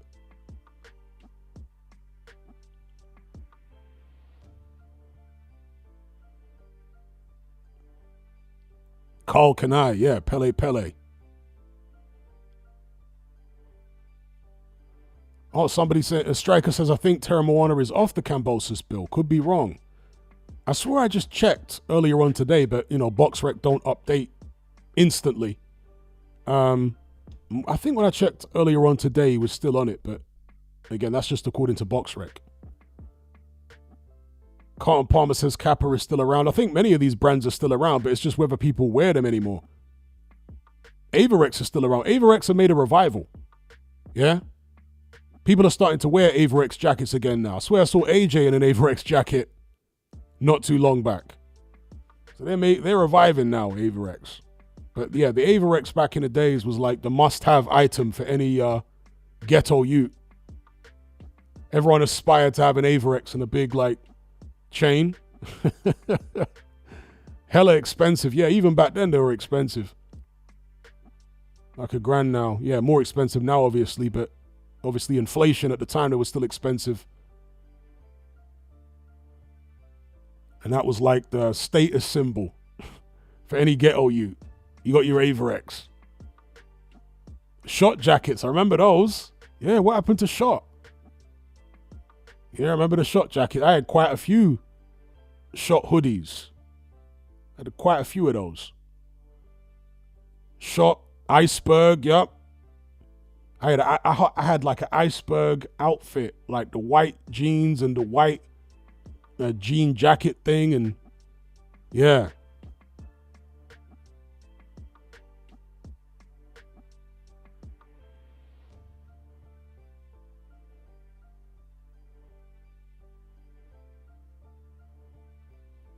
KS says Air Max 95s. Well, they're still going strong now.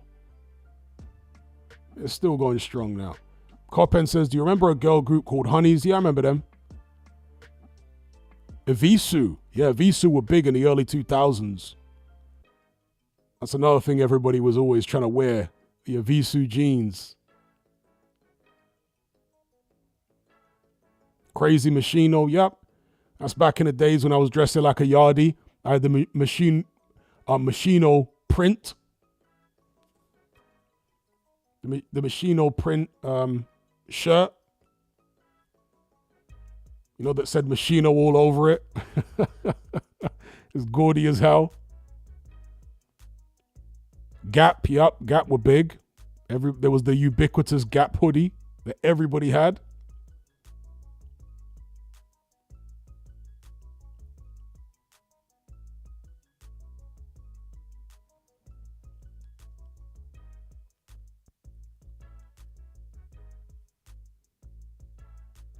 Glad Tidings says Gap is gone now. Yeah, it seems like it. But back in the days, the Gap hoodie was so ubiquitous. You know, it's like everyone had a Gap hoodie.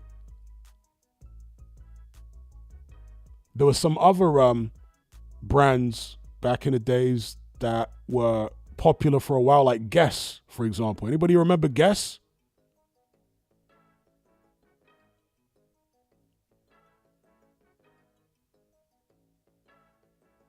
Sergio Tashini, yup. Remember them?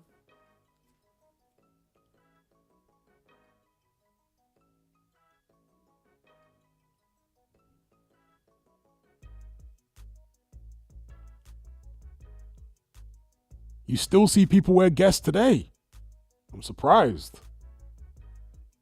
I haven't seen anyone wear Guess in decades upon decades. But Guess was like a designer brand back in the days. Kangol. Well, Kangol was really the 80s. You know, the Slick Rick, maybe early 90s. Oh, Polish Dons are wearing Guess. Is that right?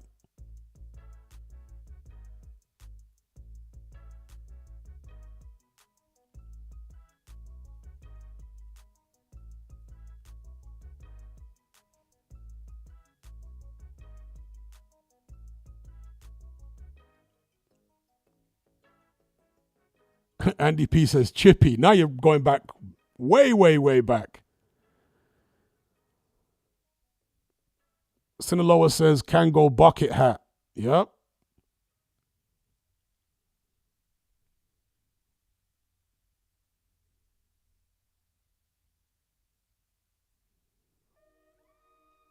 Josie says, yeah, I'm sure there is a Guess store in Lakeside Shopping Center.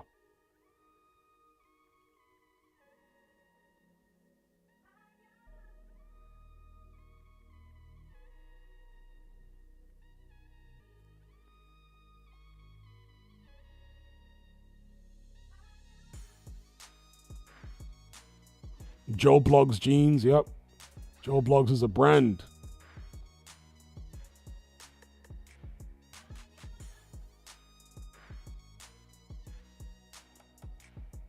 Glad Tidings says Wembley Market was the best.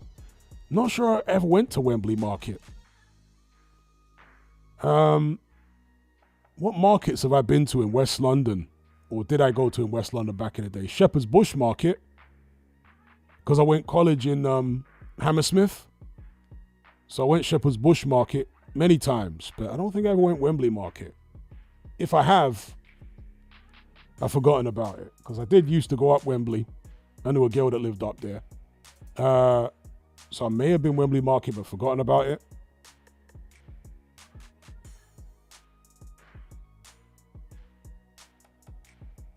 Dap says Bush Market was elite. Yeah, they had like a lot of imported trainers in Bush Market that you'd struggle to find elsewhere.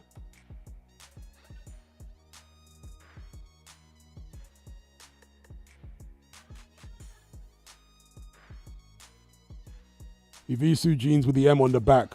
I guess it was a sideways E, right? But yeah, it looked like an M. Jermaine says, remember Averex? Yeah, we were talking about it earlier on. That was like the must-have for every ghetto youth. What everybody aspired to is to get their first Averex.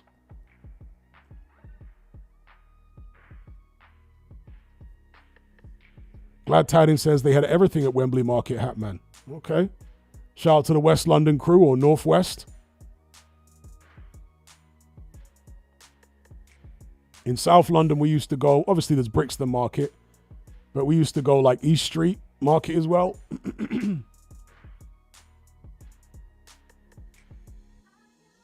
Elephant and Castle.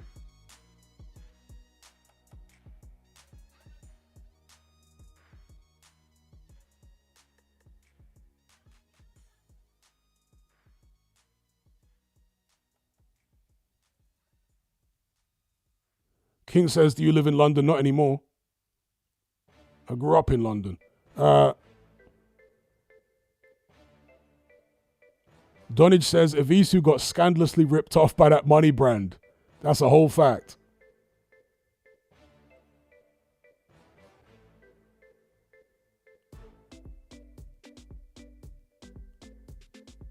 Von Elliott says, was state property clothing in the UK? I'm not sure, to be honest. I'm not sure. I certainly never wore state property clothing. I can't remember. Shout out to Adrian. He says, big up Hatman. Thoughts about Hunter versus Lovejoy? It's laughable, isn't it? But how does Chris Lovejoy keep getting opportunities? Why is he even in conversations to be fighting anyone with a pulse? Michael Hunter's career has been such a disappointment since he left Matchroom.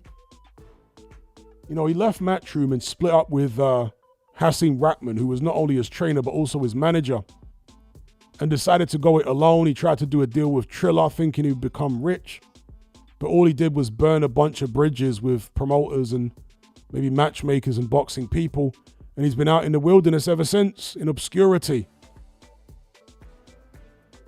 And there he remains. His only lifeline is he's apparently in line to fight the winner of Fabio Wardley versus Kubrat Pulev, if that fight goes ahead, because there's actually some whispers and rumors that Wardley might not fight Pulev, but actually take on Jarrell Miller instead. I'm not sure why he would do that, but that's one of the rumors going round. We shall see.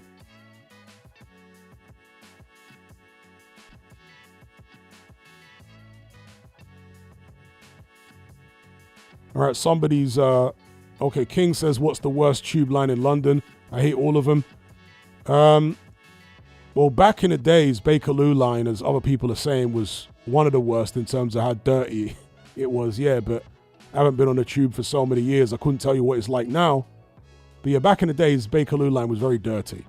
Yeah, Bakerloo line was dirty for sure. A dusty old line. Some people are saying you forget about the Northern Line. Yeah, the Northern Line weren't quite as dusty as the Bakerloo line. Bakerloo line runs from, what is it, Elephant and Castle, all the way through northwest London. I forget where the Bakerloo line ends. Where does it end? In northwest London. It starts at Elephant and Castle, right? But where does it end? Somewhere in northwest London.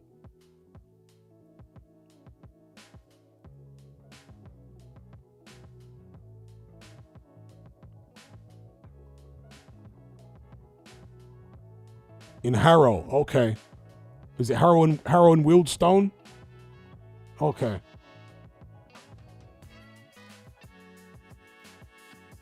Osaka Castle says, do you like the Brixton Academy? It's alright, you know. Many concerts and events there over the years. Callie says, did you hear about Carson Jones dying recently? Sad news. Yeah.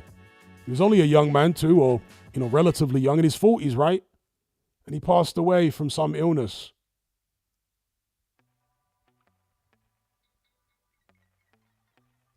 Someone says Central Line and Piccadilly dirty. Yeah, them lines are not dirty like the Bakerloo line. Trust me. The Bakerloo line was the dustiest line of all. The seats were always dirty and just, yeah. Not sure why.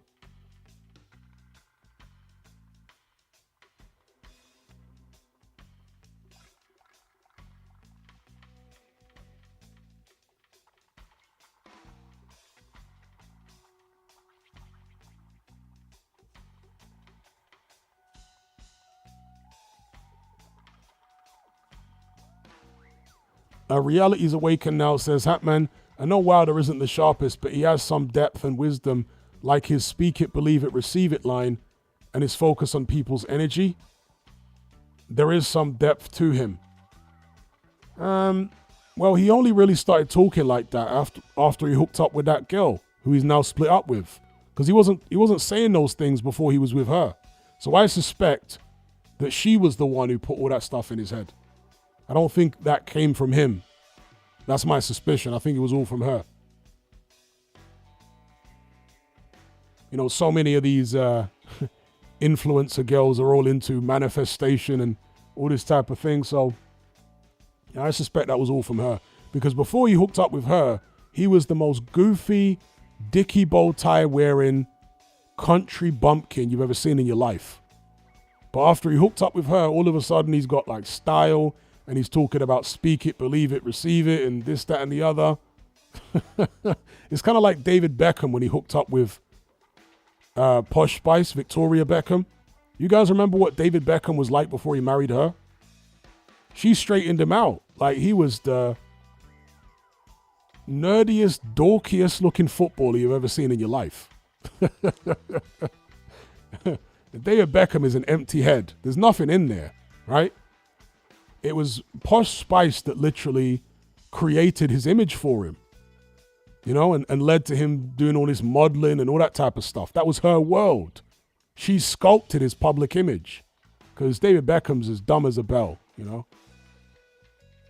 And I reckon it was a similar situation with Wilder when he hooked up with that Telly Swift girl. She sculpted everything about him in terms of his public image and whatnot.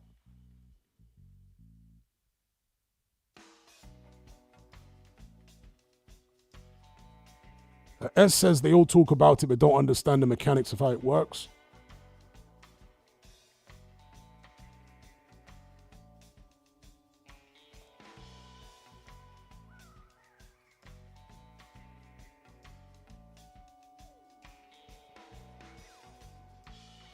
Glad Tidings says nothing better than getting with a good woman, Hatman, can change your life for the better. Well, if you can find one in this day and age, good luck.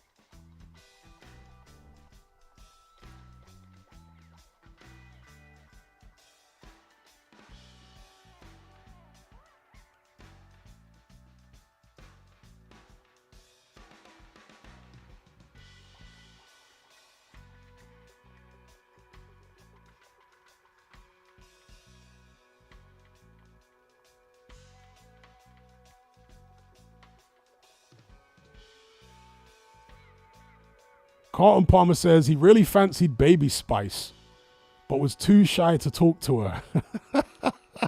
That sounds crazy, but I can half believe it. Baby Spice, to me, always looked like Judy from Richard and Judy. Like a slightly younger version of Judy from Richard and Judy. When I looked at Baby Spice, I just saw Judy. Yeah, she looked 50, for sure. But to me, she always looked like Judy from Richard and Judy.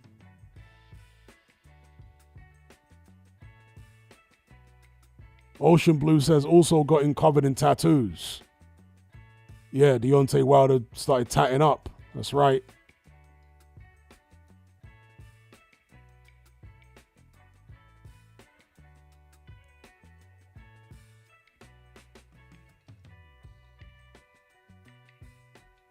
Posh Spice tried to get involved in UK Garage. You guys remember that? I swear she did at least. She had a garage hit, didn't she? Posh Spice.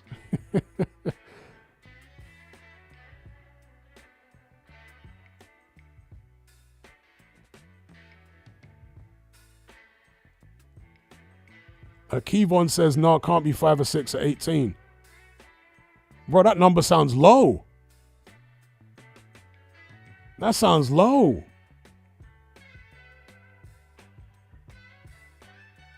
The girls these days, bro. 5 or 6 buddies by 18 sounds low.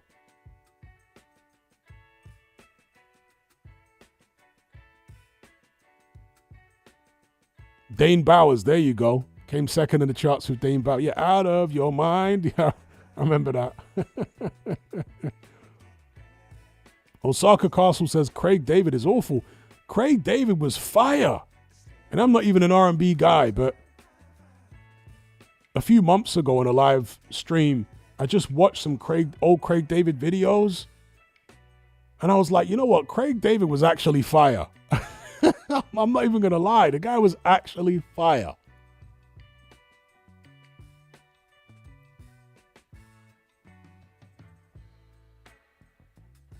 Trevor OJ says it was lame. I guess he's talking about the out of your mind Dane Bowers. Yeah, he was a bit lame. Opportunistic, you know.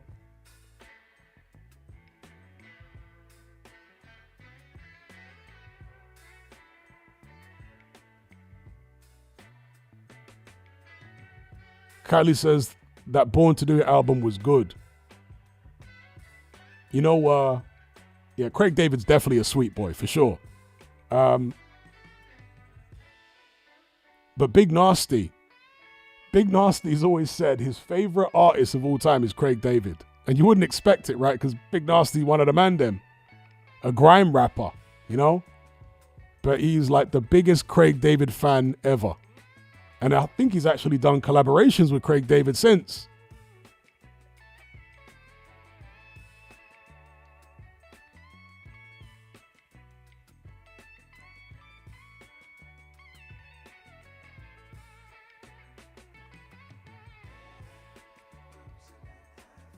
Trevor says Craig David was a great singer. I cannot believe his debut album was 20 years ago. Yeah, it's when you feel old, isn't it?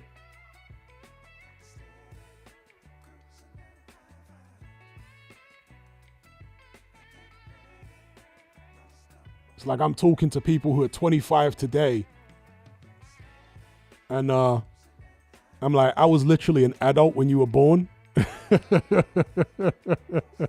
know how mad that is?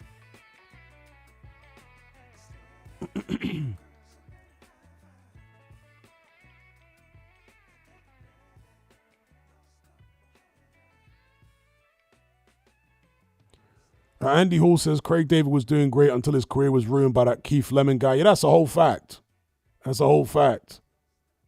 It kind of clouded everything about him. But, you know, I've never been an R&B guy, but if you go back and listen to them Craig David tunes, bro, he was actually fire.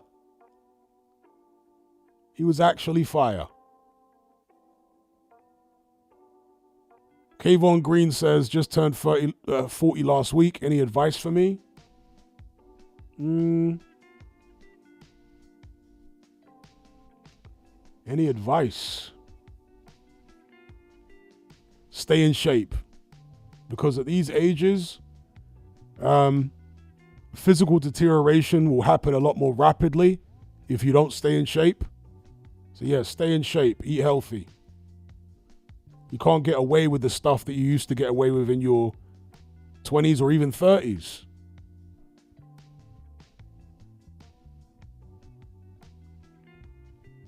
Sinaloa says Jamiroquai days. Jamiroquai was fire too.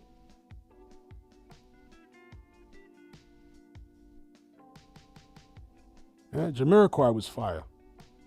Virtual Insanity, you know? Remember the video for that?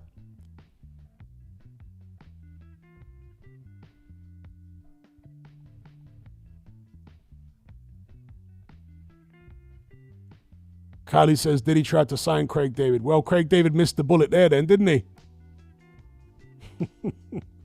Rendezvous a tune, yup. Rewind. Tell you, Craig David was the man them times. And even now, like when you see him perform in on the radio, you know, they got videos of him performing on radio shows and whatnot. He's still got it.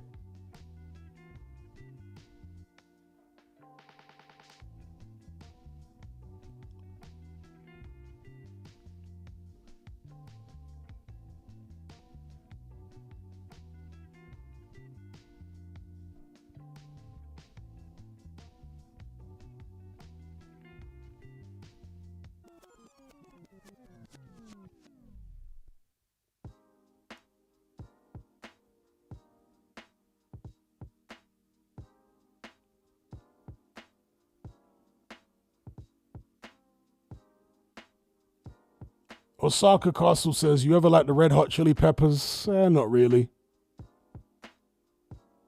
I think I can only remember 2 Red Hot Chili Peppers songs.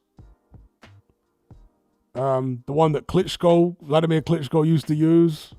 What's that called? Can't stop, addicted to the shindig. There's that one. And there's another one, Roller Coaster. Is that Red Hot Chili Peppers? I'm pretty sure. Roller Coaster of Love. Yeah. They're the only 2 ones I can remember.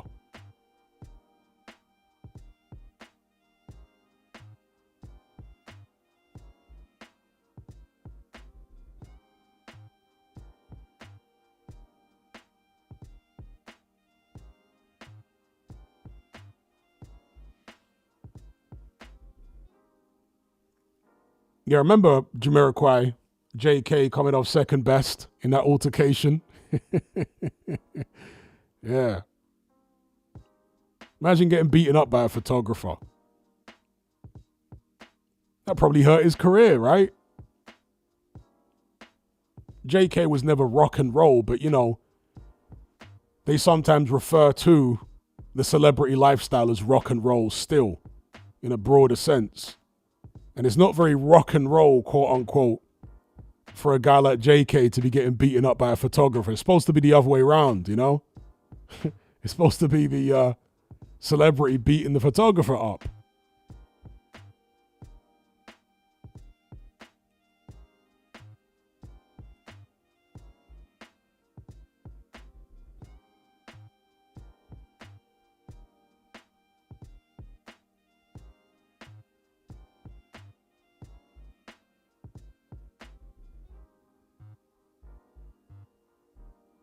Yeah, the Cool Britannia Britpop era.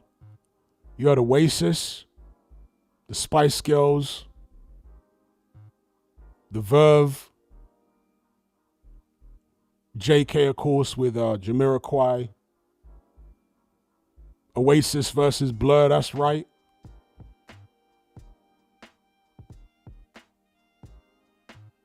A Wave says, Hatman, is it true that Tim Westwood is a dodgy character? We were hearing stories about Westwood going back to the 90s at least. Yeah? I read all sorts of stuff about Westwood, first-hand accounts from girls that I knew. Do you know what I mean? So that was an open secret in the black community back then about Westwood.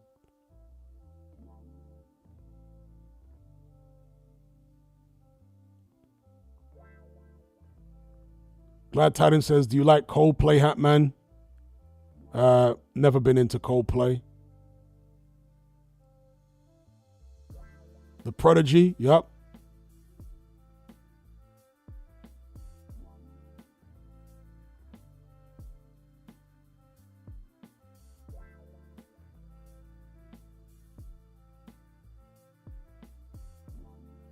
Now, Reality's Awakened now says, happening in the Jake Paul fight, why did Mike Tyson keep biting his glove? He said it's something he does in fights, but is that really true? Yes, it is true. Yes, it is true. That's something that Mike Tyson did, for example, in the Lennox Lewis fight. If you go back and watch the Lennox Lewis fight, it was biting his glove. It's something which he even did in the amateurs. So it's a habit he had, but he would generally do it when he was frustrated in a fight. He'd start biting his glove. So at certain points in his career, he would do it, and other points not. But certainly in the Lennox Lewis fight, he was biting his glove. So yeah, he's been doing that for years and years and years. And Teddy Atlas talked about it as well on his podcast. He talked about when Mike Tyson was an amateur, he used to bite his glove.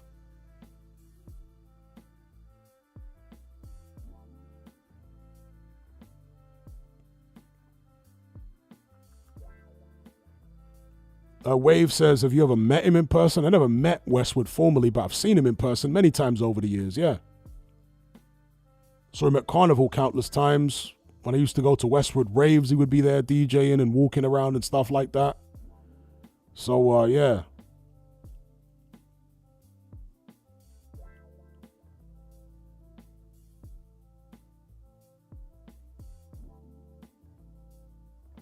Glad Tidings says he never did it to that extent.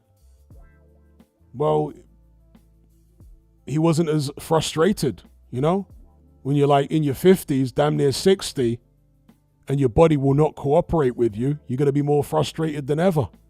In there against the YouTuber who 20 years ago you would have wiped out in 30 seconds. Now he's boxing your head off, so the frustration was next level. And of course, he'd been out the ring for like 20 years, Mike Tyson. So there would have been a certain amount of anxiety. So, yeah, he was biting his glove overtime.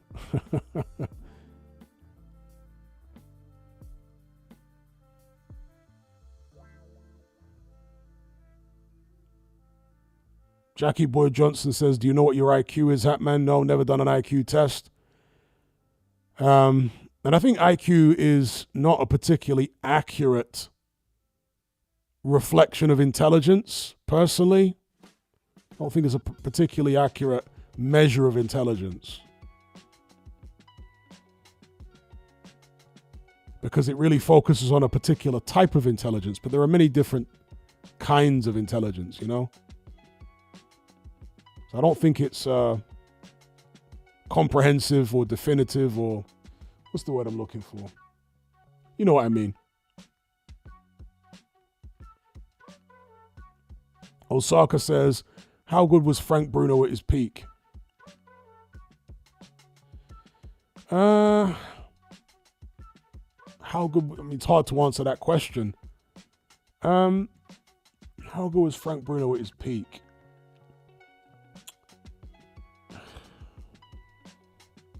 He was obviously around during a time when there was a lot of talented fighters.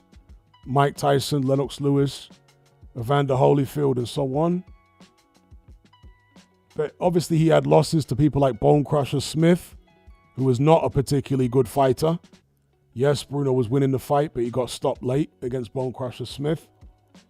The thing about Bruno is he was an underrated boxer.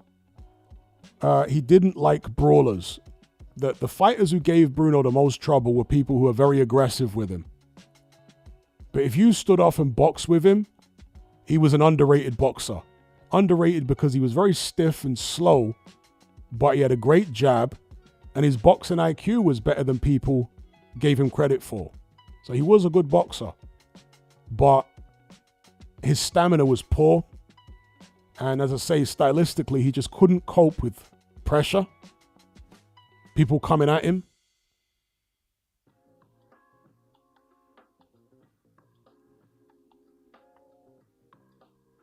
The Celtic Magician says, autistic people thrive normally with those tests, but in a lot of aspects, they aren't like everyone else.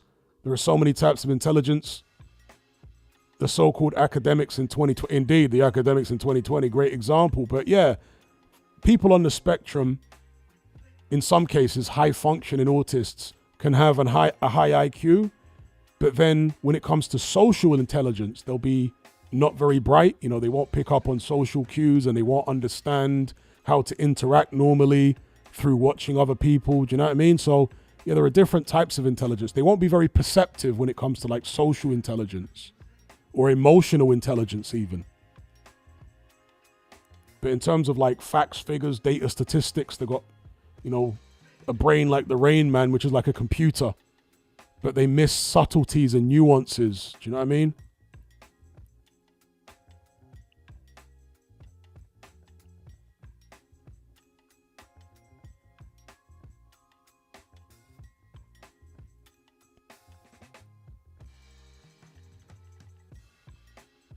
Triple R says, my casual mate tried telling me that Tyson was biting his glove because he'd been paid off, was holding back a KO punch. Yeah, I've seen those silly videos on Instagram by these casuals who believe all that ridiculous nonsense. That Mike Tyson threw the fight and was holding back, and they play all this footage of Tyson hitting the pads, which is heavily edited, right? If you saw the Netflix pre-fight documentary, you would see that Mike Tyson was able to throw combinations, but only when spaced about 20 or 30 seconds apart. So when you cut out the majority of Mike Tyson's training, where he's just like hobbling around doing nothing, and then every 20 or 30 seconds throwing a combination, when you cut out the the parts where he's doing nothing, it looks impressive, right? But all you had to do was look at Mike Tyson at the open workout to know what you were going to get. He looked absolutely terrible at the open workout.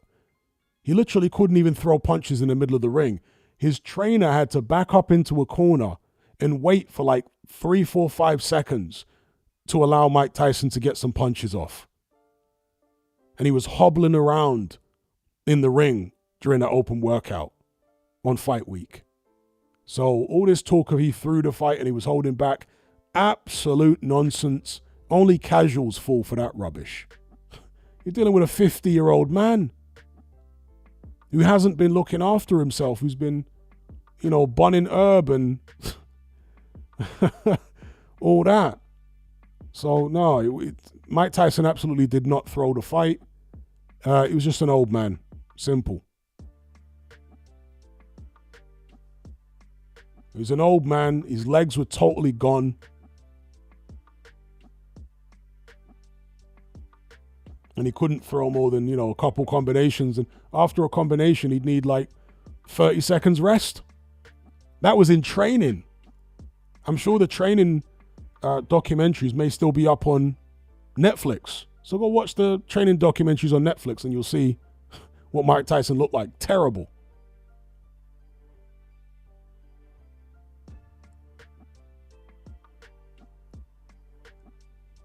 Now, Sinaloa says, how come those monkeys on cables don't get electrocuted? They're telephone cables, not power lines.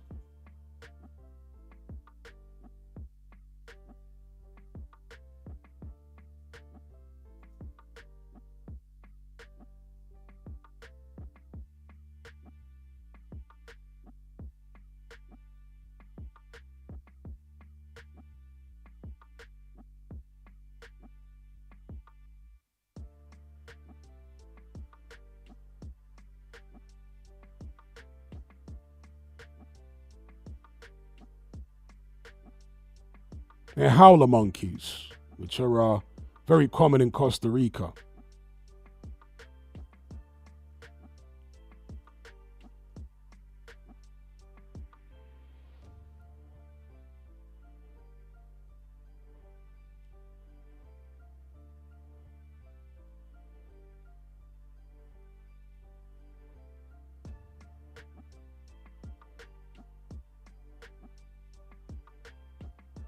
Am I Dead Yet has got it bang on. He says, if anyone threw the fight, it was Jake Paul.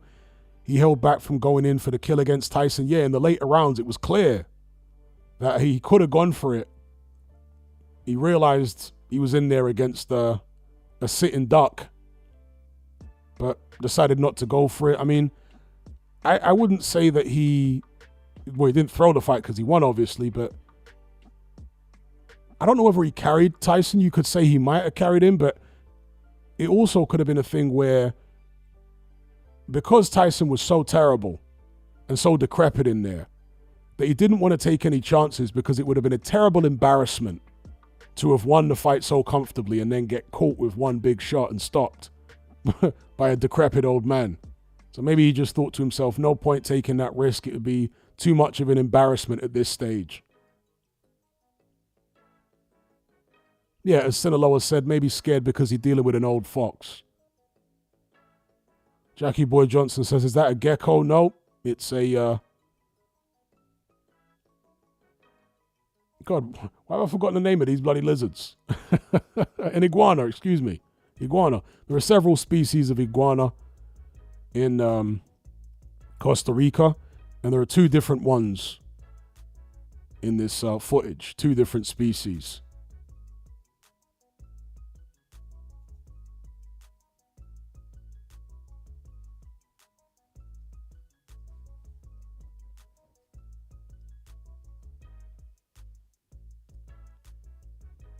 Some people saying Komodo dragon. Hell no, Komodo dragon is enormous. And they're in Asia. They're ginormous things that salivate profusely from the mouth. And isn't their saliva poisonous, venomous? The Komodo dragon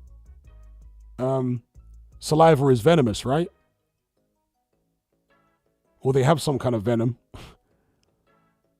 And they're massive, Komodo dragons. Huge.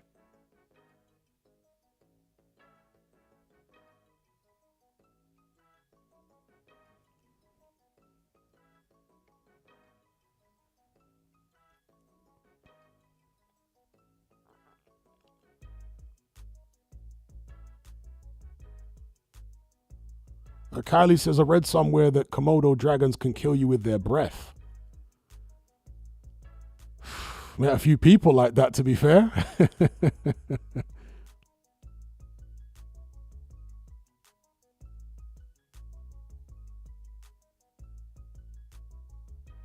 Am I dead yet? Says, anyone see the video with the Komodo dragon chasing Steve Irwin? He ran up a tree.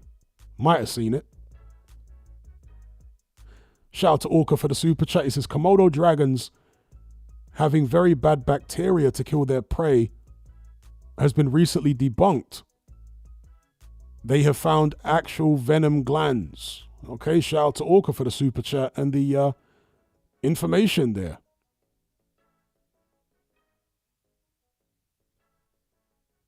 Venom glands. Jackie Boy Johnson says, Komodo dragons must be the closest thing we have to dinosaurs now. Oh, crocodiles?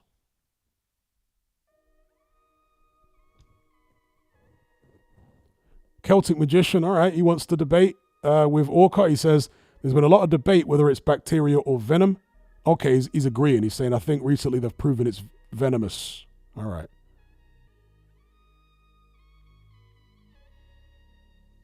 Gorguga says Komodo Island has over 4,000 dragons. Sinaloa says science proven wrong again, hence they always changing their theories. Well, you know, the true spirit of science, and unfortunately, there's a lot of dogma in the scientific community which shouldn't be allowed to exist there, but it does. The true spirit of science is that every position is provisional. So when you hear people come out with statements such as settled science, that is actually an unscientific thing to say. Settled science. Everything in science is supposed to be provisional. All right, we got some kind of weirdo asking weird questions. We'll get you out of here.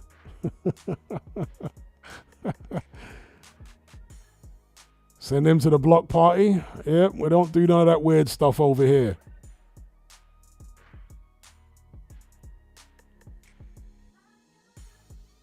Felix says, am I late to the party? What did I miss? I guess we've got through all the boxing chat as usual, and now we're talking about the animal kingdom. Komodo dragons and the like. Iguanas. People are inspired by, I guess, some of the footage I got on screen here.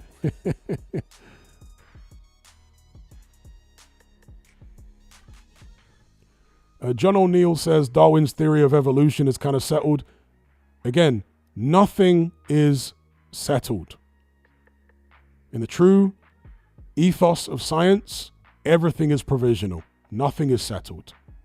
As soon as you start saying things are settled, you get dogma forming around them. Yeah? And that is anti-scientific. So everything has to be provisional. Obviously, some theories have a lot of evidence to support them. But you can never allow a theory to become dogma, because then it's not allowed to be questioned. And then you stop doing science then, don't you? So everything should be allowed to be questioned forever.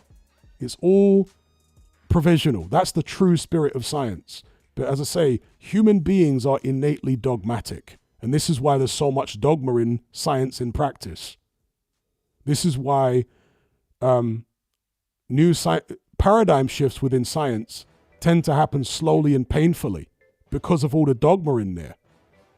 When Einstein came out with his theories, and I know his theories were, some people say, taken from other people or plagiarized, or whatever the case may be. But anyway,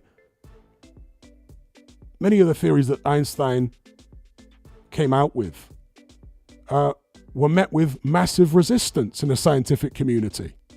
Now, obviously, debate is important to make sure that theories stand up to scrutiny, but at the same time, you have an establishment who have built careers and built reputations on a particular scientific paradigm. And scientists, just like any other people, have egos and they have financial interests. And so if a new scientist comes along with paradigm shifting theories that threaten basically their careers, that they threaten the theories they've based their careers on, they're going to resist it. Not out of, any kind of desire for scientific rigor, but because they're protecting their finances, they're protecting their ego, they're protecting their investments. Sometimes they're protecting the interests of corporations and so on. So there's an awful lot of dogma in science, unfortunately, in practice. But of course, as I keep saying, the true spirit of science is endless inquiry, and every position, every theory is just provisional. Therefore, it can always be questioned. Whereas what we have today is a situation where, and I guess it's always been like this, when you question the orthodoxy, when you question so-called settled science, you're treated like a heretic, which is unscientific. You should never be treated like a heretic for questioning things. It's literally unscientific to do so.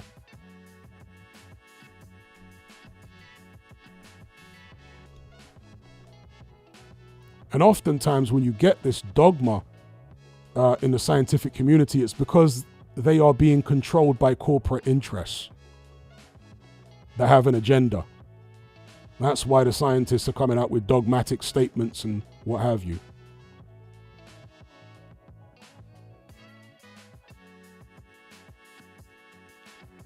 Andy Hall says evolution is settled. It can still be discussed, and Darwin is what you're making there is a dogmatic statement. There's no such thing as settled science. There is a lot of evidence to support evolution, yes.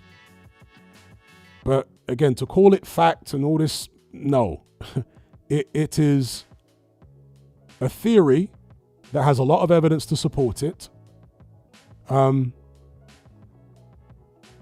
to say that it's settled is not correct.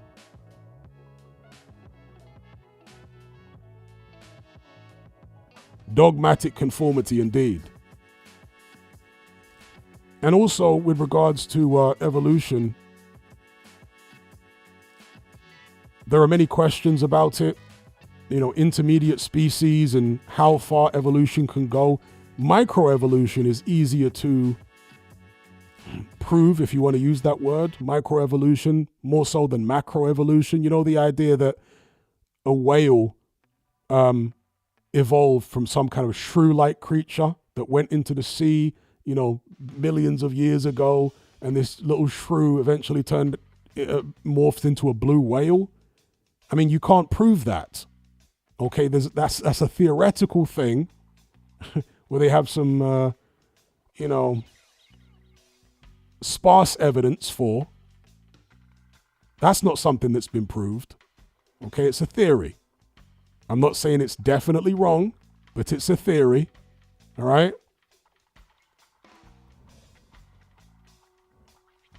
It's definitely not settled. So when you say evolution is settled, it's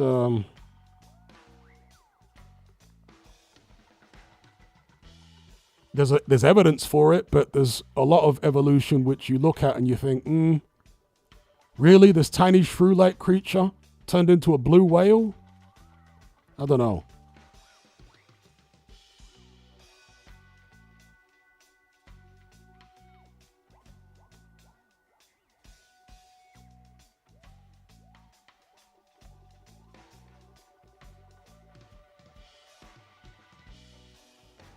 So, evolution is based upon mutations. Mutations that arise through the need to adapt to environmental changes and what have you.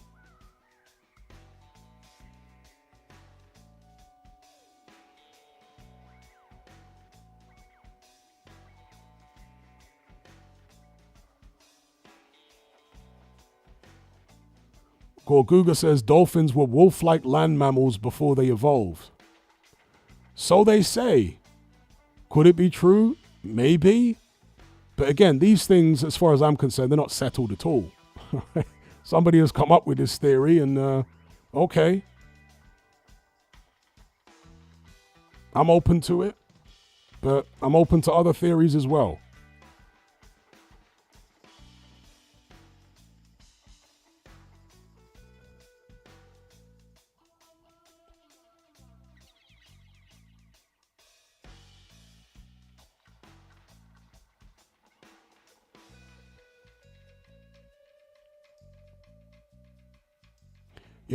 For example, right?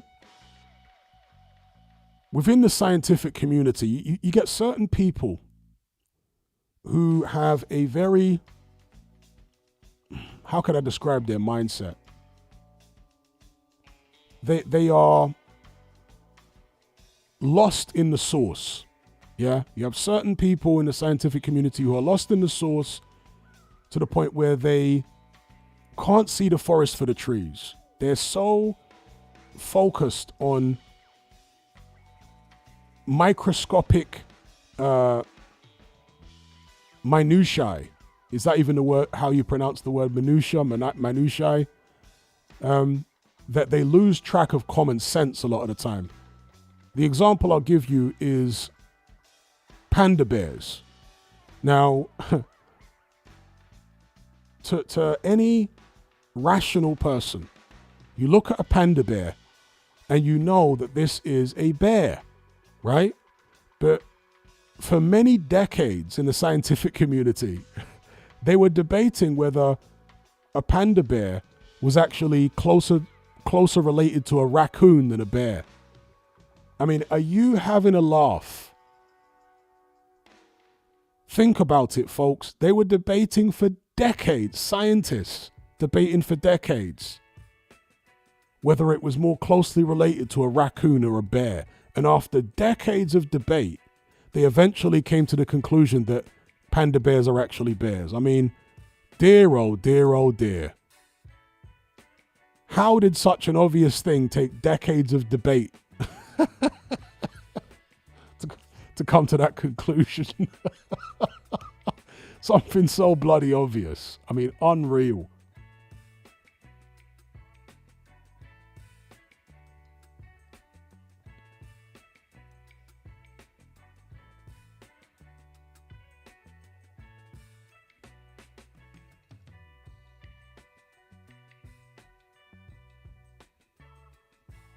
And of course, panda bears, to Western explorers anyway, at one point were considered to be cryptids.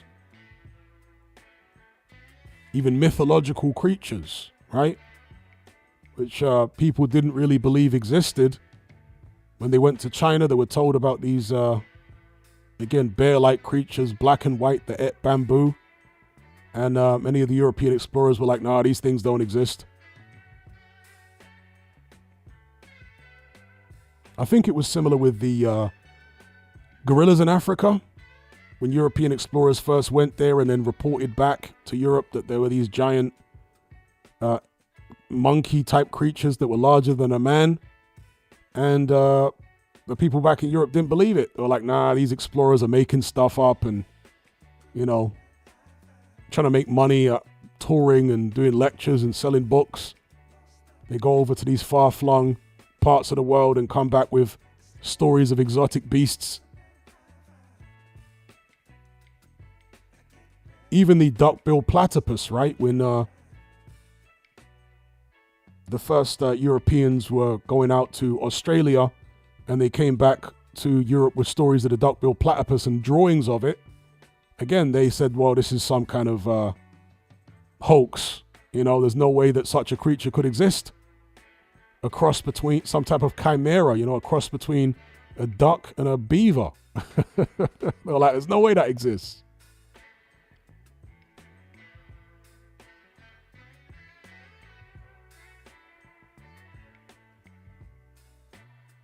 Indeed, they said it was a taxidermist, yeah, that had put the duck-billed platypus together as some type of hoax.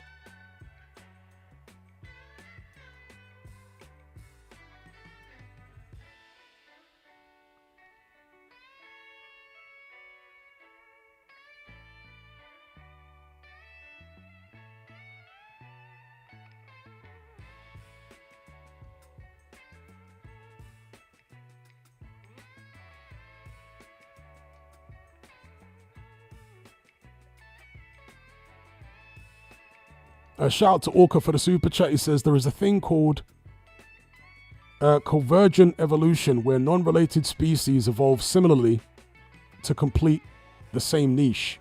Like hyenas are more closely related to cats than dogs, but the panda was a bear. Yeah, I hear that, but again,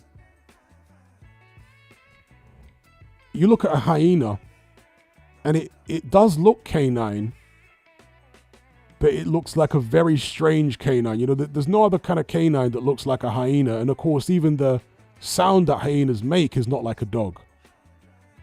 You know, wolves howl and dogs howl. Domestic dogs will howl, right? And they look somewhat similar.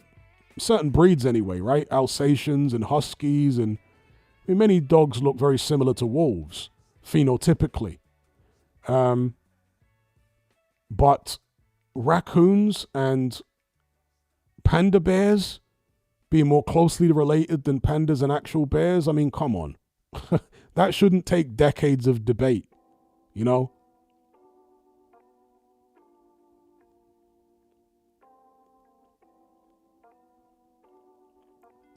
Am I dead yet? Says no, hyenas operate more like dogs. They operate in packs. Most cats don't do that. Well, I'm just talking about the phenotype of a hyena. You know, phenotypically it looks more like a dog, but not quite like it. Hyenas look weird. They don't really look like canines in that sense. You know, they have a very weird kind of physiology about them, and the noises they make are not like canine noises. But then again, to contradict myself slightly, foxes are canines, and they also make weird cat-like noises, don't they? Foxes don't bark or howl. They also have that kind of weird screeching noises that they make.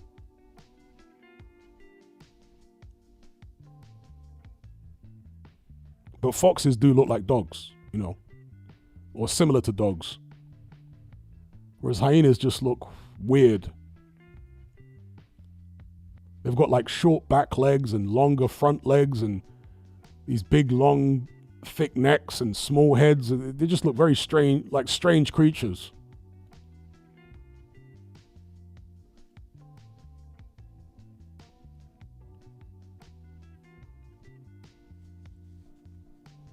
Yeah, anyone who lives in London will be familiar with what foxes sound like because, yeah, the amount of foxes in London is incredible. I'm pretty sure that there's no place in the UK where foxes are more commonly seen in an urban environment than in London. Even in the daytime, you'll see foxes walking around in London. I mean, it's a common sight. Even in busy areas, foxes walking around, especially in the mornings.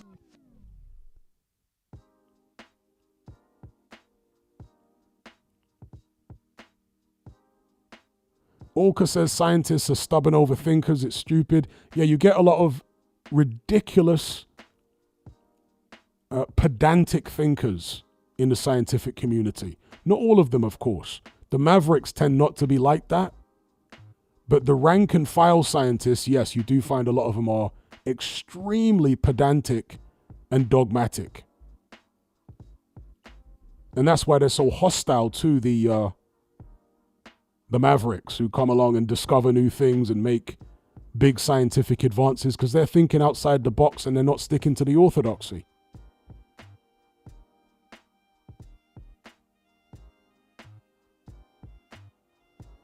Okay, Andy Hall says evolution isn't a theory. It is a theory. Again, this is the dogmatic culture that I'm talking about. It is a theory. It's not misleading to be called the theory of evolution. No, that's not you. So you're coming out with dogma, Andy. That is dogma. It is a theory. Science doesn't use the word differently than normal vernacular, right? It's a theory that is supported by a lot of evidence, yes. It isn't just like a theory plucked from thin air, you know, like, I think the moon is made from cheese. That's a hypothesis. So it's not a hypothesis of evolution, it's a theory of evolution that is backed by a lot of evidence, yes, but it is a theory. To say that it's not a theory is just wrong, okay? It's illogical, it's wrong, it is a theory. But again, you seem to be locked into this dogmatic mindset, and dogma has no place in the true spirit of science. Everything is provisional, everything. If you start saying that the science is settled and it's not, it's a fact, then you are now practicing dogma. You're not thinking scientifically anymore. But a lot of people, you know, dogma is, when it's a double-edged sword, but most human beings are innately dogmatic. Most human beings really struggle with the open-ended nature of the true ethos of science, where everything is provisional. They want something concrete. Yeah? And this is one of the reasons that I really kind of laugh at materialist, reductionist, atheist types. I'm not a religious person. I'm agnostic, right? I think it's more logical to be agnostic than be atheist. But the materialist, reductionist, atheist types tend to actually be just as dogmatic as the religious people who they mock. That's the irony of it. It's like their religion is science. You know, they don't like science in the true essence of what it's supposed to be. Everything open-ended, everything provisional. No, they want concrete things within science that can't be questioned. They want scientific dogma, which of course is a contradiction in terms. Yeah? This is the desire for most humans to have dogma that they can rest their minds on. It gives them some type of like, comfort to have certainties. They always want these certainties. They're terrified of, again, everything being provisional. They're terrified of it. This is why you have this dogma, what some people call scientism. Whereas I think it's a beautiful thing for, the true essence of science to be about non-stop inquiry, for everything to be provisional, for everything to be able to be questioned. And therefore, you can't have settled science. Settled science, so-called, will always lead to dogma, and dogma is anti-scientific. So forget about settled science, okay? There are theories that have a lot of evidence for them. Yes, evolution is one of them. There's loads of evidence for evolution, okay? It doesn't mean it's wrong, but it's still a theory, and when you call it a theory, you allow it to be questioned. It's very important as part of the scientific process that everything can be questioned.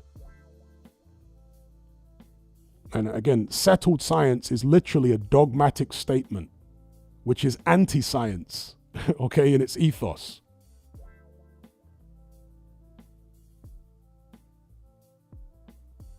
Now, Orca says there is a lot of hard evidence for evolution, a lot. However, we are forgetting how big the theory is. It spans hundreds of millions of years. You need more than hundreds of hard proof. Indeed, there's loads of evidence for evolution, but it's not definitive. And if you take things to their metaphysical extent, it's very hard to definitively prove anything in truth.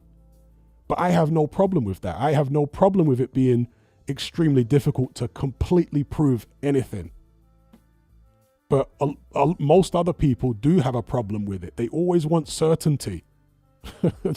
They're so like terrified of uncertainty. It's just part of the human condition. Shout out to Striker. He says, thoughts on Richard Dawkins, pre-celebrity Dawkins from his early books in the 70s versus the mainstream version from the past 20 years. Dawkins is part of the problem. You know? Like with the God Delusion book. Again, I am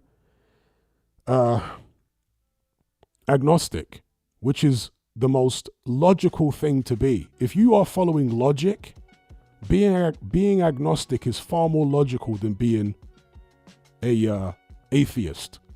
Being an atheist is, you've come to the conclusion, in practice, atheists do not believe that God exists. Well, the belief that God doesn't exist is still a belief.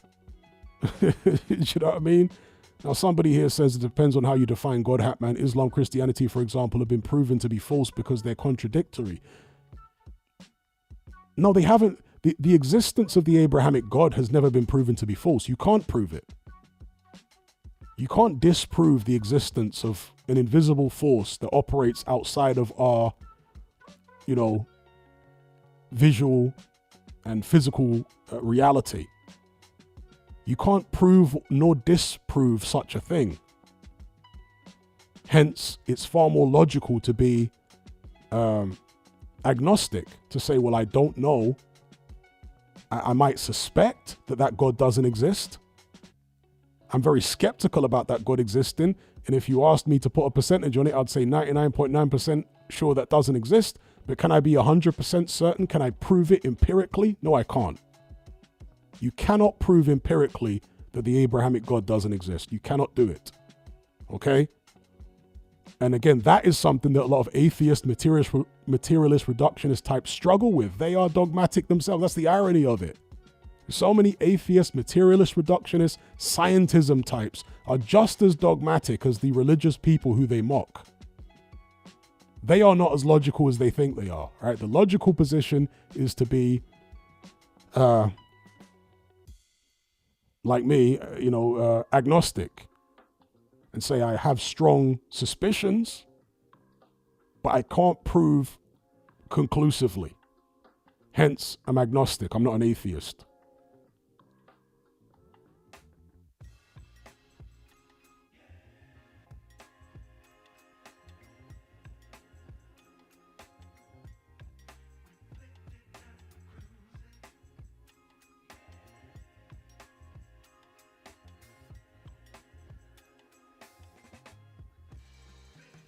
Andy Hall says, with respect, no, in science, the theory means the reason why. For example, the theory of why Wayne Rooney is a good footballer is X. That's how scientists speak. It doesn't mean it might be true. It does mean it might be true. What you've said there is an example of one theory, right, of why he's good. Meaning that he is good. Why is it? In science, the theories, you're trying to say that theories are facts. They're not. When in science, when people believe that something is actually a fact, they call it a law, scientific laws. And they have to meet a certain burden of proof before it can be called a law. Up until it's called a law, it's still called a theory. But even laws, I don't agree with. Even scientific, I don't agree with things being called laws in science. Because at any point in human development and in scientific history, every single point, most scientists and the scientific establishment believe that they have the majority of the answers and they're just dotting the T's and crossing the I's. And yet here we are hundreds of years later and we look back at the science of 100 years ago, 150, 200 years ago, and we start laughing. Oh my God, how could they believe this? And how could they believe that? Why? Because of this kind of attitude. The theories can't be questioned. They're factual. No, they're not. Everything is provisional. Everything is provisional. Only when you have the mindset that everything is provisional can you actually do real science. Yeah? Once you start saying the theories are facts, you're now in the realm of dogma, and dogma is anti-scientific. Grizz D, shout out for the super chat. He says, did you see foxes in your childhood? I didn't, and I'm convinced they were dropped off in London after a hunting ban. Okay, that's an interesting theory or hypothesis, right? Since we're talking about theories. No, there's definitely become a lot more of them in London. In my childhood, there was far fewer of them from what I can remember. Were they dropped off in London after the hunting ban? Who knows? Maybe it's just a case of London continuing to expand, incurring into the territories of these creatures, and them adapting to urbanization, you know? Rather than hiding in their foxholes and eating the things they would eat in the wild, whatever it is, rats and rabbits and small creatures, birds and whatever, they've realized there's easier pickings going through people's rubbish bins. So you tend to see them more because they are interacting more with human habitation.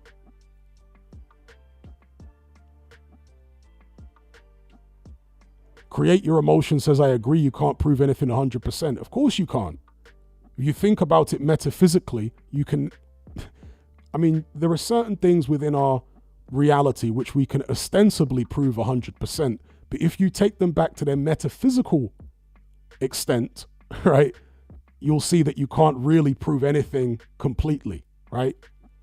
You get into the world of metaphysics, it becomes very mind-bending. But again, the reason I really place an emphasis on everything being provisional is because that's how you progress. Yeah? Dogma is the enemy of progress. Once you allow dogma to come in and start saying settled science and all this type of stuff, it stifles progress. You get these stubborn people rallying around certain theories, not allowing them to be questioned and attacking people who question them, calling them crazy and fringe scientists and all this type of... This is what you get when you start talking about settled science. It's anti-scientific to even use the term settled science. Yeah? It's against the ethos of what science should be, what science originally was, which was anti-dogma, because science originally was challenging the dogma of religion. Yeah? But unfortunately, it's like a religion called scientism has developed within the scientific community now, where theories are facts. No, theories are not facts. A theory can be supported by an enormous amount of evidence, like many scientific theories are. But it's still not a fact. It can still be questioned. It could still, as unlikely as it might seem, it could still be proven to be wrong at some time in the future. Yeah? That's the important thing.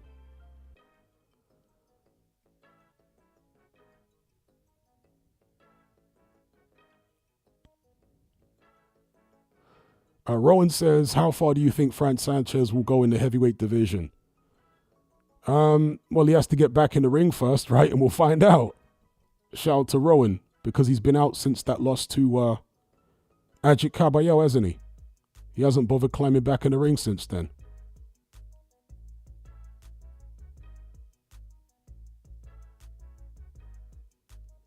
Yeah, exactly that, Vincent. Those atheist types fail to recognize their dogmatic position comes from and is spurred on by the same emotional place which religious types call faith. It's exactly that. It's exactly that. Yeah? It's exactly that. Andy Hall says Dawkins agrees with that. Well, Dawkins said in one of his books, as a statement of fact, he said that there's no afterlife. What science has he done? What experiment has Dawkins done to prove that there's no afterlife? That is a dogmatic statement. I'm not saying there's an afterlife. I've got no idea. I haven't died and had a look to be able to tell you. But Richard Dawkins said as a statement of fact in his view that there is no afterlife. That's an anti-scientific thing to say. That's a statement of belief. And another thing that is really detrimental to science is having these people like Dawkins and Neil deGrasse Tyson and all these other people who are basically like the scientific priesthood, Yeah, it's like going back to the Middle Ages where the clergy couldn't be questioned. They knew everything, and you don't question them. You just follow what they say. Now in the scientific community, you got people like this, celebrity scientists, who are like the modern clergy. You can't question them. Now you're a heretic. So I really don't, pay too much attention to these people. I don't pedestalize any of these celebrity scientists, because they have their own dogmas.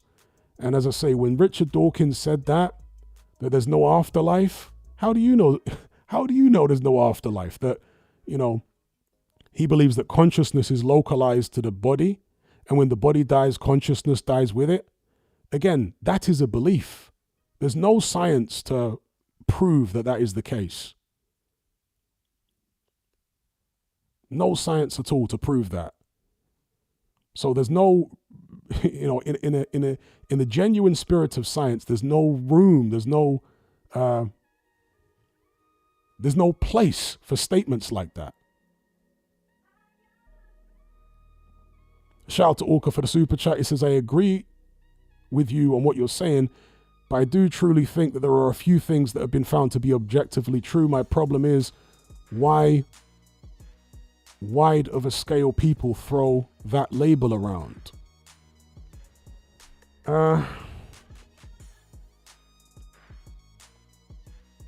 I think a bigger problem is, people throw the label theory around liberally and make out as though because it's a theory, there's no evidence to support it, when in the case of scientific theories, there's often a lot of evidence to support them, right? So I get what you're saying, but again, if I'm thinking about progress, dogma in the scientific community is a bigger enemy of progress than laymen throwing the term theory around liberally.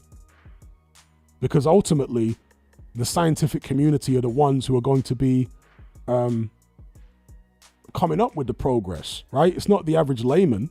Doesn't really matter what they say.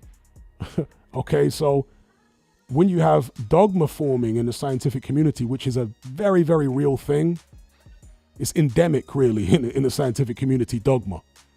That is a massive enemy of progress. And it's always been like that. There'll be faster progress if you get rid of this dogmatic thinking in science.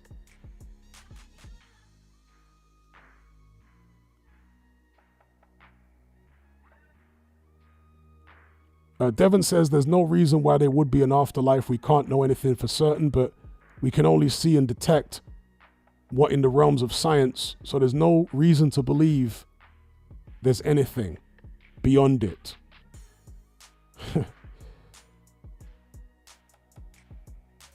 That is a closed-minded position. Because you don't understand why something would exist, it doesn't mean it doesn't exist. So for example, right? We know today that gamma rays exist, right?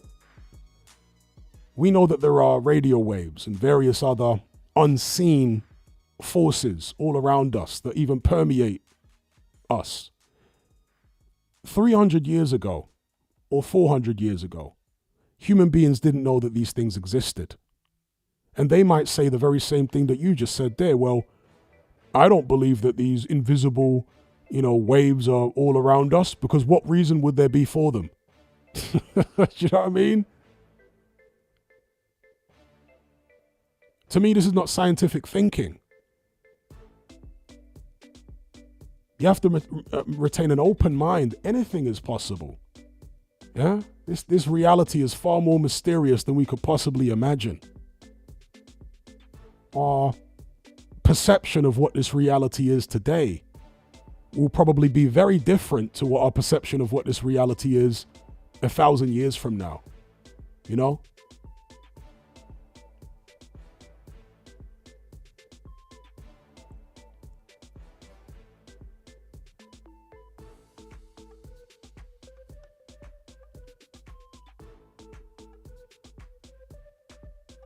Yeah, Andy Hall, your comment there is not a like-for-like comparison at all. There's no science to prove there are no fairies at the bottom of the garden.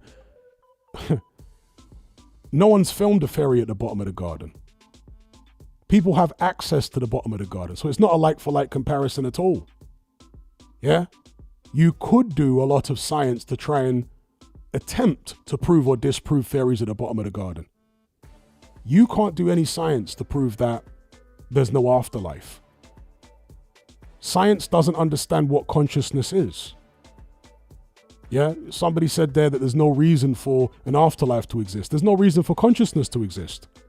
You do realize that, don't you? There's no science has never come up with an explanation why consciousness is necessary. Why complex organisms can't just operate like automatons, like biological robots, the way that science assumes that insects operate. Or more simple life forms, amoeba, that are apparently, according to most scientists, not conscious. So why does consciousness exist? So again, you did not give a like-for-like comparison whatsoever. It's kind of a silly comparison, but again, this is what the scientism tends to come out with. These comparisons, you can't empirically prove that there's no fairies, so no. That's not a like-for-like comparison. An afterlife has got to do with the nature of consciousness. Is consciousness localized to the body, or is it actually a scenario where the body is like a transmitter receiver of consciousness? And so when the body dies, consciousness goes off somewhere else. We can't see consciousness, can we? What is it? Electrical impulses, or what, we don't know. We can't even define what it really is. Yeah.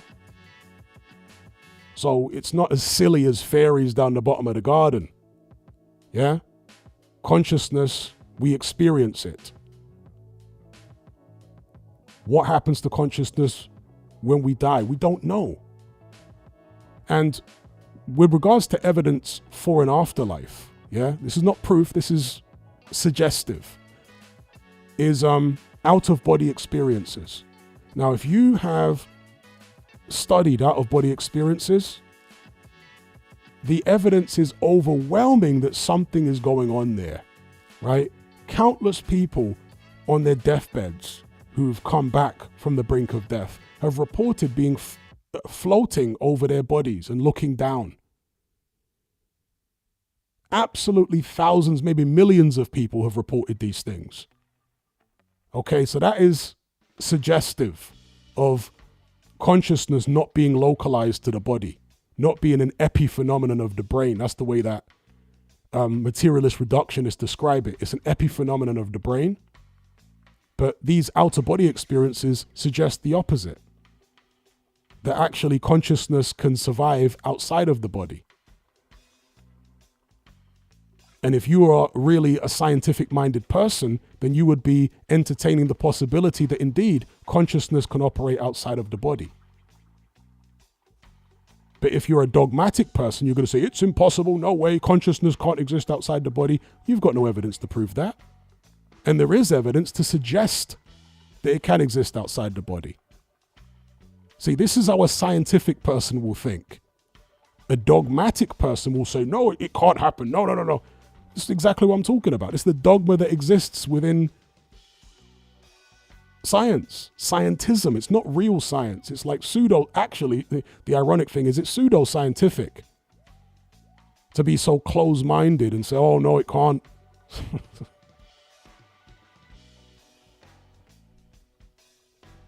It's a great example of the kind of dogma I'm talking about. The enemy of progress.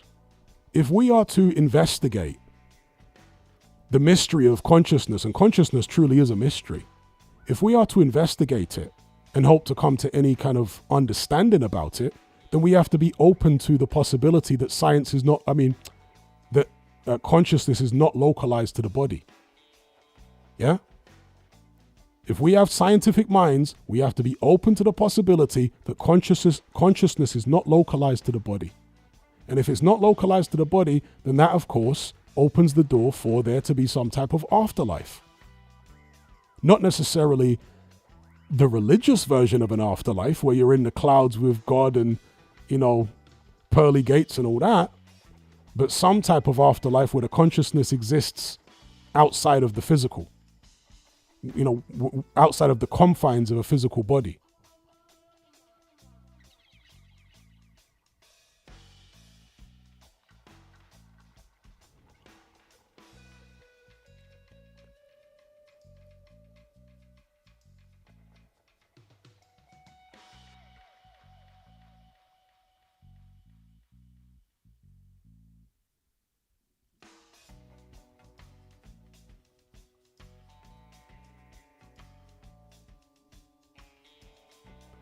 Devon says people used to chalk things as simple as lightning up to the idea of God. Then science came along and explained that, and people moved on to other things. The idea of a higher power has always been used to fill gaps in science, blah, blah, blah. See, this is one of the mistakes that materialist reductionists make. Science is able to show the mechanism of how certain things work, like lightning or whatever. But it can't show the source, ultimately, the ultimate metaphysical source of these things. And so, showing the mechanism of how lightning works, okay, doesn't disprove that God isn't behind lightning. This is the massive flaw in the argument. Again, I'm not a religious person. Yeah, but I'm just showing you that arguments like that do not disprove the religious people at all. You're literally just science can explain the mechanism behind certain things in our physical reality. But who ultimately controls the mechanism? You need, metaphysics is a very important thing for anyone interested in science to study. Metaphysics, because metaphysics basically is the antithesis of dogma. With metaphysics, you see beyond theories and all this type of stuff. Indeed, science can't test the metaphysical, at least not yet. Yeah, science is a method, as HB says, until someone proves it wrong. but the conversation here is an example of the issue that I'm talking about. It's dogmatic thinking, like science has proved everything empirically. No, everything is provisional. Once you start walking down the road of settled science and all this, you are in dogma. You're no longer scientific. You are literally practicing the opposite of science when you start talking about settled science. It's not settled. This is dogmatic talk.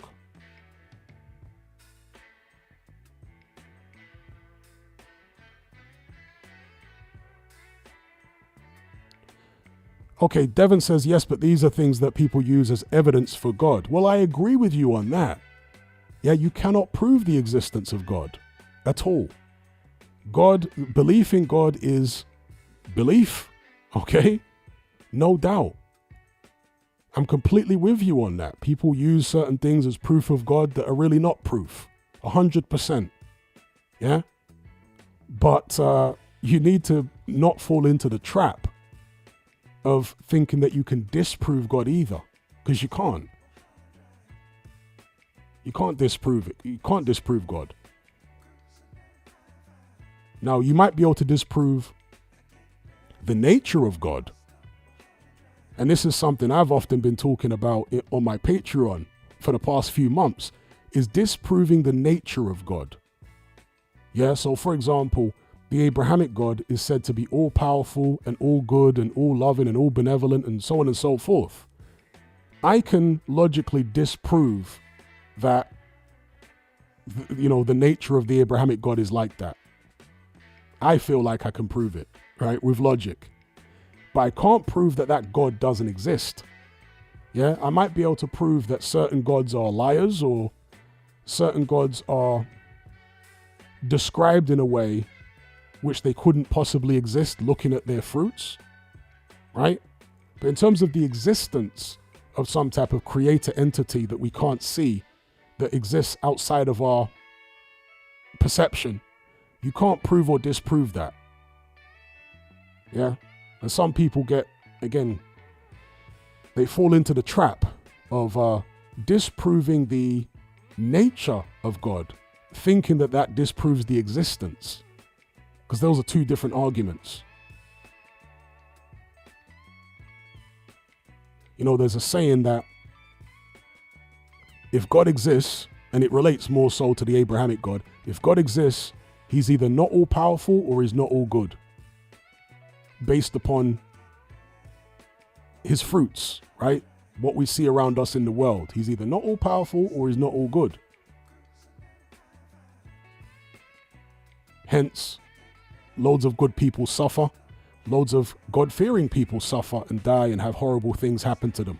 Where is the God you know, to save the children who get killed and innocents who get abused and so on and so forth.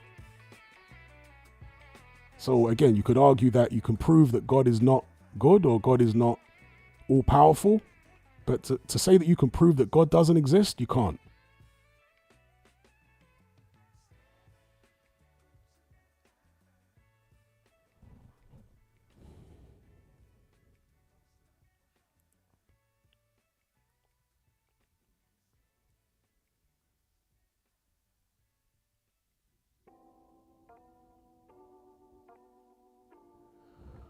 Devin, I mean, we're getting into semantics here, but Devin says, I accept I can't disprove God as I can't disprove anything, but I don't believe in any kind of God because I don't see any strong evidence for it. That's what atheism is, rejection of the claim.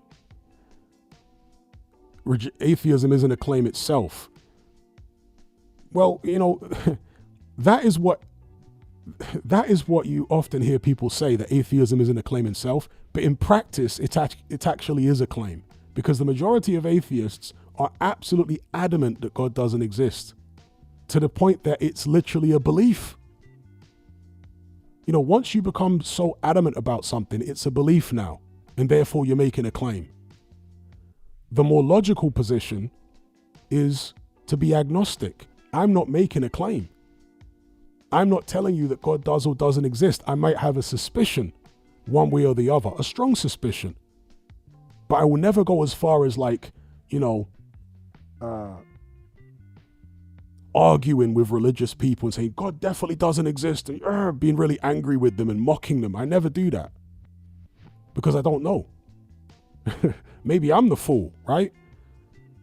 The person who isn't a believer. Maybe I'm on a one-way ticket to hell. I'm open to the possibility. I mean, I don't think that is the case, but I don't know. I don't have all the answers here. I don't have all the answers here.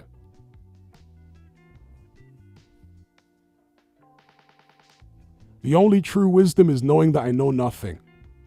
That's essentially the spirit of agnosticism. Is the only true wisdom is knowing that I know nothing.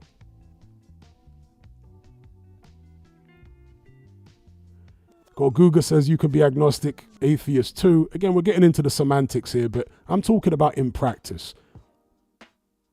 From what I've seen over the years, the majority of people who identify themselves as atheist are not agnostic. They are absolutely dogmatically set on this idea that God definitely doesn't exist, and it's something to be mocked, right? People who believe in God are to be mocked and ridiculed. This is the attitude of most atheists in practice. So they're actually dogmatic and they do have a belief. People like me, I identify as agnostic, and I'm truly agnostic on God, or a minority. Very few people in the world, from what I've seen anyway, it would seem, take my position on God, where they're truly agnostic. But I think it's the most logical thing to be.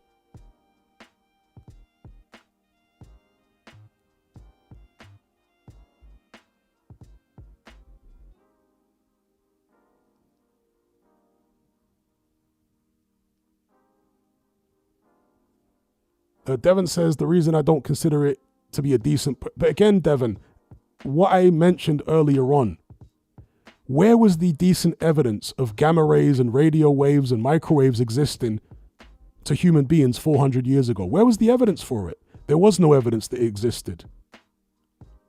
Yet there may have been people theorizing about it, that there could have been unseen. In fact, there was people theorizing using different language back then, that there were these unseen forces interacting with our physical reality. And they turned out to be right, even though there was no evidence for it. You see the problem with that? The problem with saying, I don't believe this. I'm shutting my mind off to it because there's no evidence for it. This is the issue. Scientific thinking is when the mind is always open.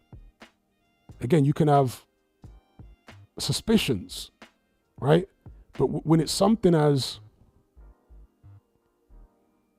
mysterious or unknowable as God, it's not really logical to jump to the conclusion because I can't see evidence for it, it doesn't exist. This reality is unbelievably mysterious, and the further we go in science, the more mysterious it becomes, actually. When you get into like string theory and all that type of stuff, it's even more, like the twin slit experiment where, light is either a wave or a particle, depending on whether it's been observed or not. I mean, how bizarre is that? That consciousness can actually have an impact on the nature of light, whether it's a wave or a particle. Yeah? So, our reality is incredibly mysterious. Shout out to Richard Cole for the super chat. He says, "Hi Hatman, big fan of the channel and the content.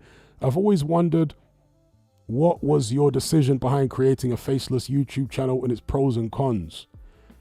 I'm a private person, and I always wanted to maintain my privacy for various different reasons. There was a time when I was appearing on camera very, very early on in my YouTube journey. I'll just, reveal this to you. And I had an issue with a girl who I'd been seeing. And of course, she ran to my channel and started turning up in the comments and saying all kinds of crazy stuff that wasn't true. And that incident really, made a light bulb go off in my head. Because at that point, I only had, a few hundred subscribers, 1,000 subscribers or so. And I realized how, as a public figure, the bigger the channel got, there's going to be even more opportunity for people to do crazy stuff to you. So I was like, nah, let me do a faceless channel instead and save myself all the hassle. So, yeah.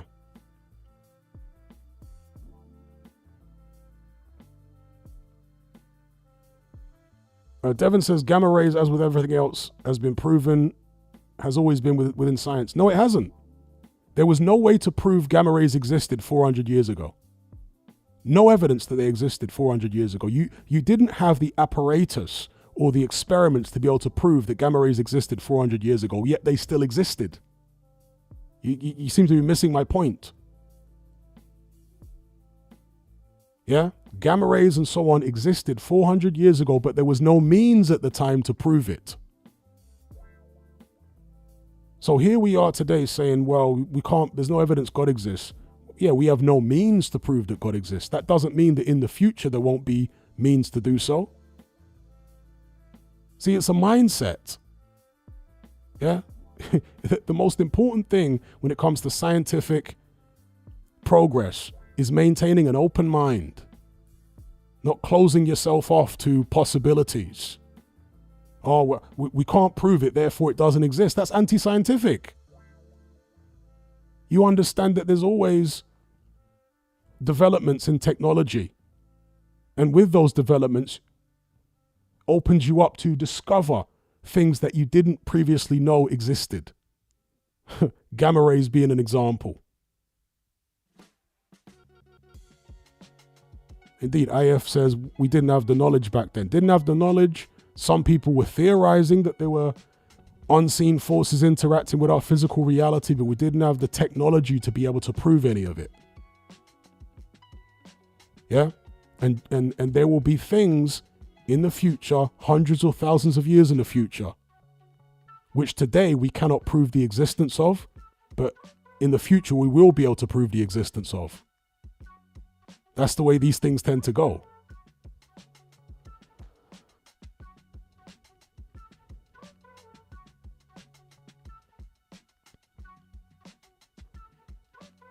But yeah, the pros of doing a faceless channel, privacy, which is an underrated pro. Not that I'm any kind of celebrity, but once you reach a certain level as a public figure, you literally can't go anywhere. Think about Anthony Joshua or any public figure within boxing, they can't do the simple things that we do. Go out for a meal with friends or, your partner, go shopping. They can't even do these things without people recognizing them, wanting selfies and all this type of stuff. And of course, the bigger you get as a content creator, the more that starts happening to you. And that don't sound like fun to me. So I much prefer to do the faceless channel. And you know what tends to happen when public figures are getting recognized everywhere and, they don't have privacy anymore. The public feel like they own you. The public feel like you are obligated somehow to stop and talk to them or do interviews with them, take selfies with them and stuff like that. They act like you're obligated, morally obligated. And so what happens with a lot of public figures and celebrities is they only start hanging around with each other. They don't like hanging around with normal people anymore because they can't. Yeah, I can. Again, not that I'm a celebrity, but the bigger you get as a content creator, it starts to go down that road. So what, I'm only supposed to hang out now with other content creators and go to the events that they go to? That sounds long to me. I like to be able to just live my life the same way I've been living it all these years. So, yeah, that's the pros. The cons, well, the cons are, I'm sure if I put my face on camera now, my channel would get a lot more views and it'd make a lot more money. So that's the trade-off. Yeah, if you want your privacy, yeah, you can get it with a faceless channel. But if you want to make more money, you put your face on camera. So that's the trade-off. Which matters to you most?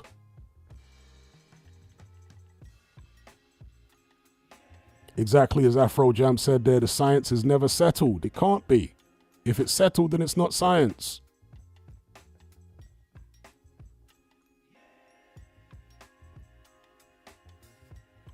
Shout out to Reality's Awakened now. He says, Hatman, I've been watching you for 10 plus years. You're the best boxing channel, real and truthful. Even more than the coaches, you deserve to be bigger. Do you plan to expand? I very much appreciate that. I always plan to expand. But, plans versus reality. We'll see how that goes. Andy says, why are you doing so many lives? As great as they are, I disappointingly can't keep up. Truth be told, I'm doing them because they're easier than doing the videos. That's why I'm doing the lives. People will be surprised how time consuming making the videos actually is. I was listening to Outmatch Boxing a few months ago. He did a video where he said that it's almost like sometimes people assume that a 10-minute video takes 10 minutes to make, but actually a 10-minute video can take an hour, 2 hours, 3 hours to make, So sometimes when people are asking you, where's the post-fight video for this or where's the post-fight video for that, thinking that it's only, a 10-minute creating job. Actually, no, that takes a long time to make that video. Whereas with these lives, yeah, it's a lot easier. So that's the reason I'm doing a lot more lives now, because time is, there's not enough hours in the day. Let's just put it that way. Not enough hours in the day. So that's it.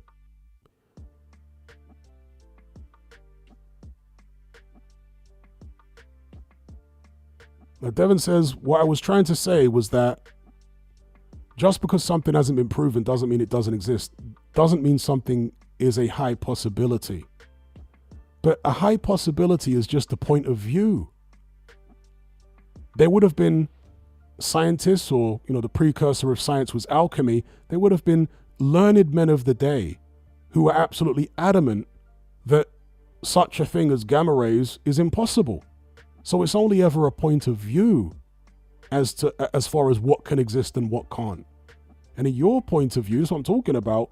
Well, you're basically saying, no, there's no way, there's no evidence for God existing, therefore I don't believe in it. Well, I don't believe in God either, but nor do I disbelieve, because again, I understand that with technology, the development of technology, things that we had no idea existed couldn't possibly even know the existence of, at some point will, manifest as far as we can detect them when we can know that they exist. That's been the pattern throughout history. Why would that pattern stop? And therefore, the question is, which things today that we can't detect and don't know about will we find and, detect in the future? How could you possibly know today which things that we don't know about will be known 1,000 years from now? You don't know. That's what I'm talking. It's a mindset. You have to always be open-minded about what could exist and not allow dogma to set in. But again, people are frightened of the open-endedness of the true essence of science. They're terrified of it. People don't like questions that can't be answered, or at least not questions that can't be answered now. They want answers today. Liam in Chain says, people think the existence of God is far-fetched, but will tell you with a straight face that the Big Bang definitely happened. Dogmatic to the core. That's a good example of dogma, the Big Bang theory. There's evidence for it, but there's no proof for it. In fact, the evidence for the Big Bang is pretty flimsy. Yeah, very flimsy actually, because you're making so many assumptions with the Big Bang. It's a good example. You're assuming that the conditions within the universe that account for the observations that you can make, which appear to show that the universe is expanding, you're assuming that those conditions existed in like a linear progression over the course of billions of years when humans weren't around.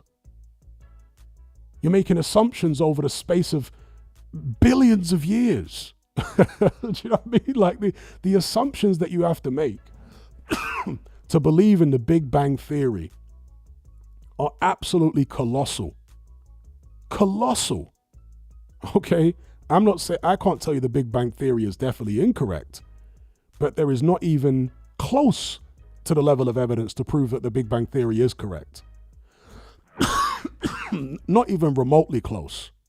Yeah, but again, many people within the scientific community, people who think of themselves as scientific minded, they talk about the Big Bang the way that Christians talk about Genesis. Like they believe it to that extent. So that's a great example, when it comes to the Big Bang. Yeah, that's dogma. People talking about the Big Bang, it's a dogmatic thing, very much so. It's absurd, really, for anybody to say that they know what happened in the universe billions of years ago with any degree of certainty. All you have really, all the Big Bang theory is not even really a theory. It's just pure speculation. It's pure speculation.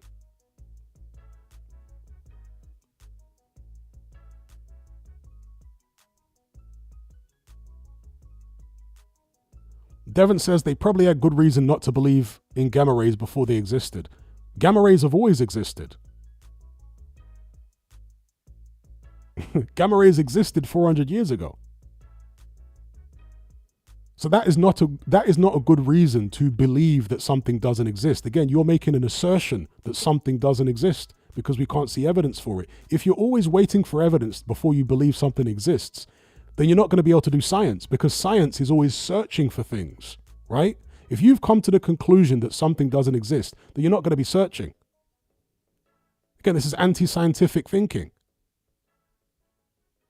See, the spirit of science is, well, I'm going to come up with an idea. I'm going to think outside of the box. Then I'm going to try and construct experiments to prove or disprove whether these things that I've imagined, these ideas I've come up with, are actually true.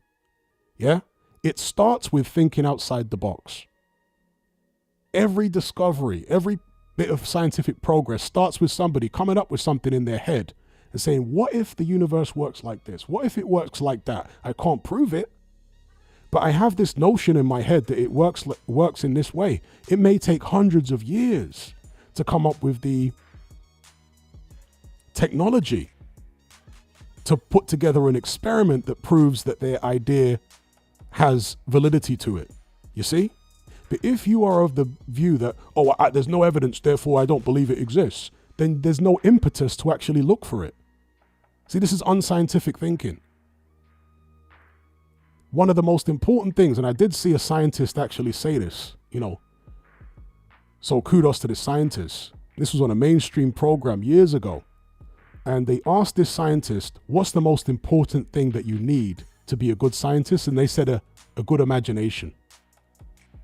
And that right there is the crux of it. That right there is exactly what you need to really do science, is a good imagination. Yeah? You need a good imagination. But so many people in science have the opposite of that. They have no imagination. They only believe what can be seen and proved now. If you only believe what can be seen and proved now, then you can never progress, because you'll never be looking for things that you can't prove yet. Do you see what I'm saying? Liam in Chain says, trying to talk to normies about this stuff is crazy. They'll call it boring and then start jabbering on about football and Love Island. Yeah, the most important thing is a good imagination. You have to be able to think outside of the box. With string theory, for example, that's what they're doing. They're thinking outside the box. They're deep in metaphysics. And there are mysterious things within science. So, for example, Einstein's theory of relativity in many ways contradicts quantum physics. I'm not sure how many people know this, yet we know that many things in quantum physics and in relativity have validity to them because they work, right? They can create technology using relativity and technology using quantum physics, right? Yet these theories contradict themselves in so many different ways. That's something which the scientific community has been unable to reconcile. It's a bizarre reality, right? That these contradictory theories are simultaneously true. Do you know what I mean? It's a very weird thing. Obviously, Einstein, before he died, was trying to come up with his theory of everything and whatnot. But yeah, a lot of people don't realize that there was a clash between relativity and, quantum physics and stuff like that.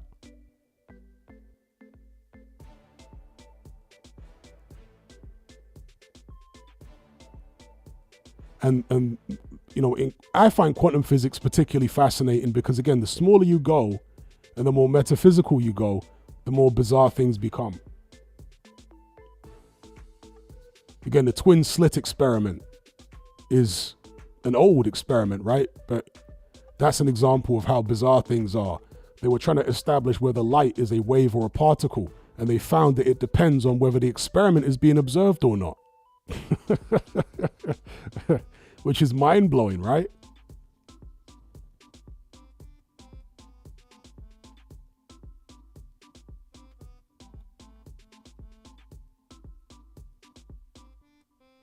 Liam in Chain says, science, especially today, is full of establishment stooges. They don't want new theories to potentially kill their meal ticket. Yeah, that's a very succinct way to put it.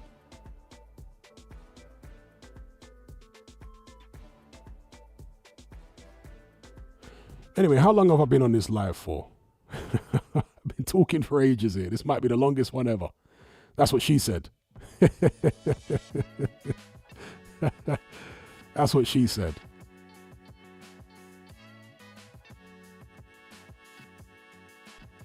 Damn, 4 hours.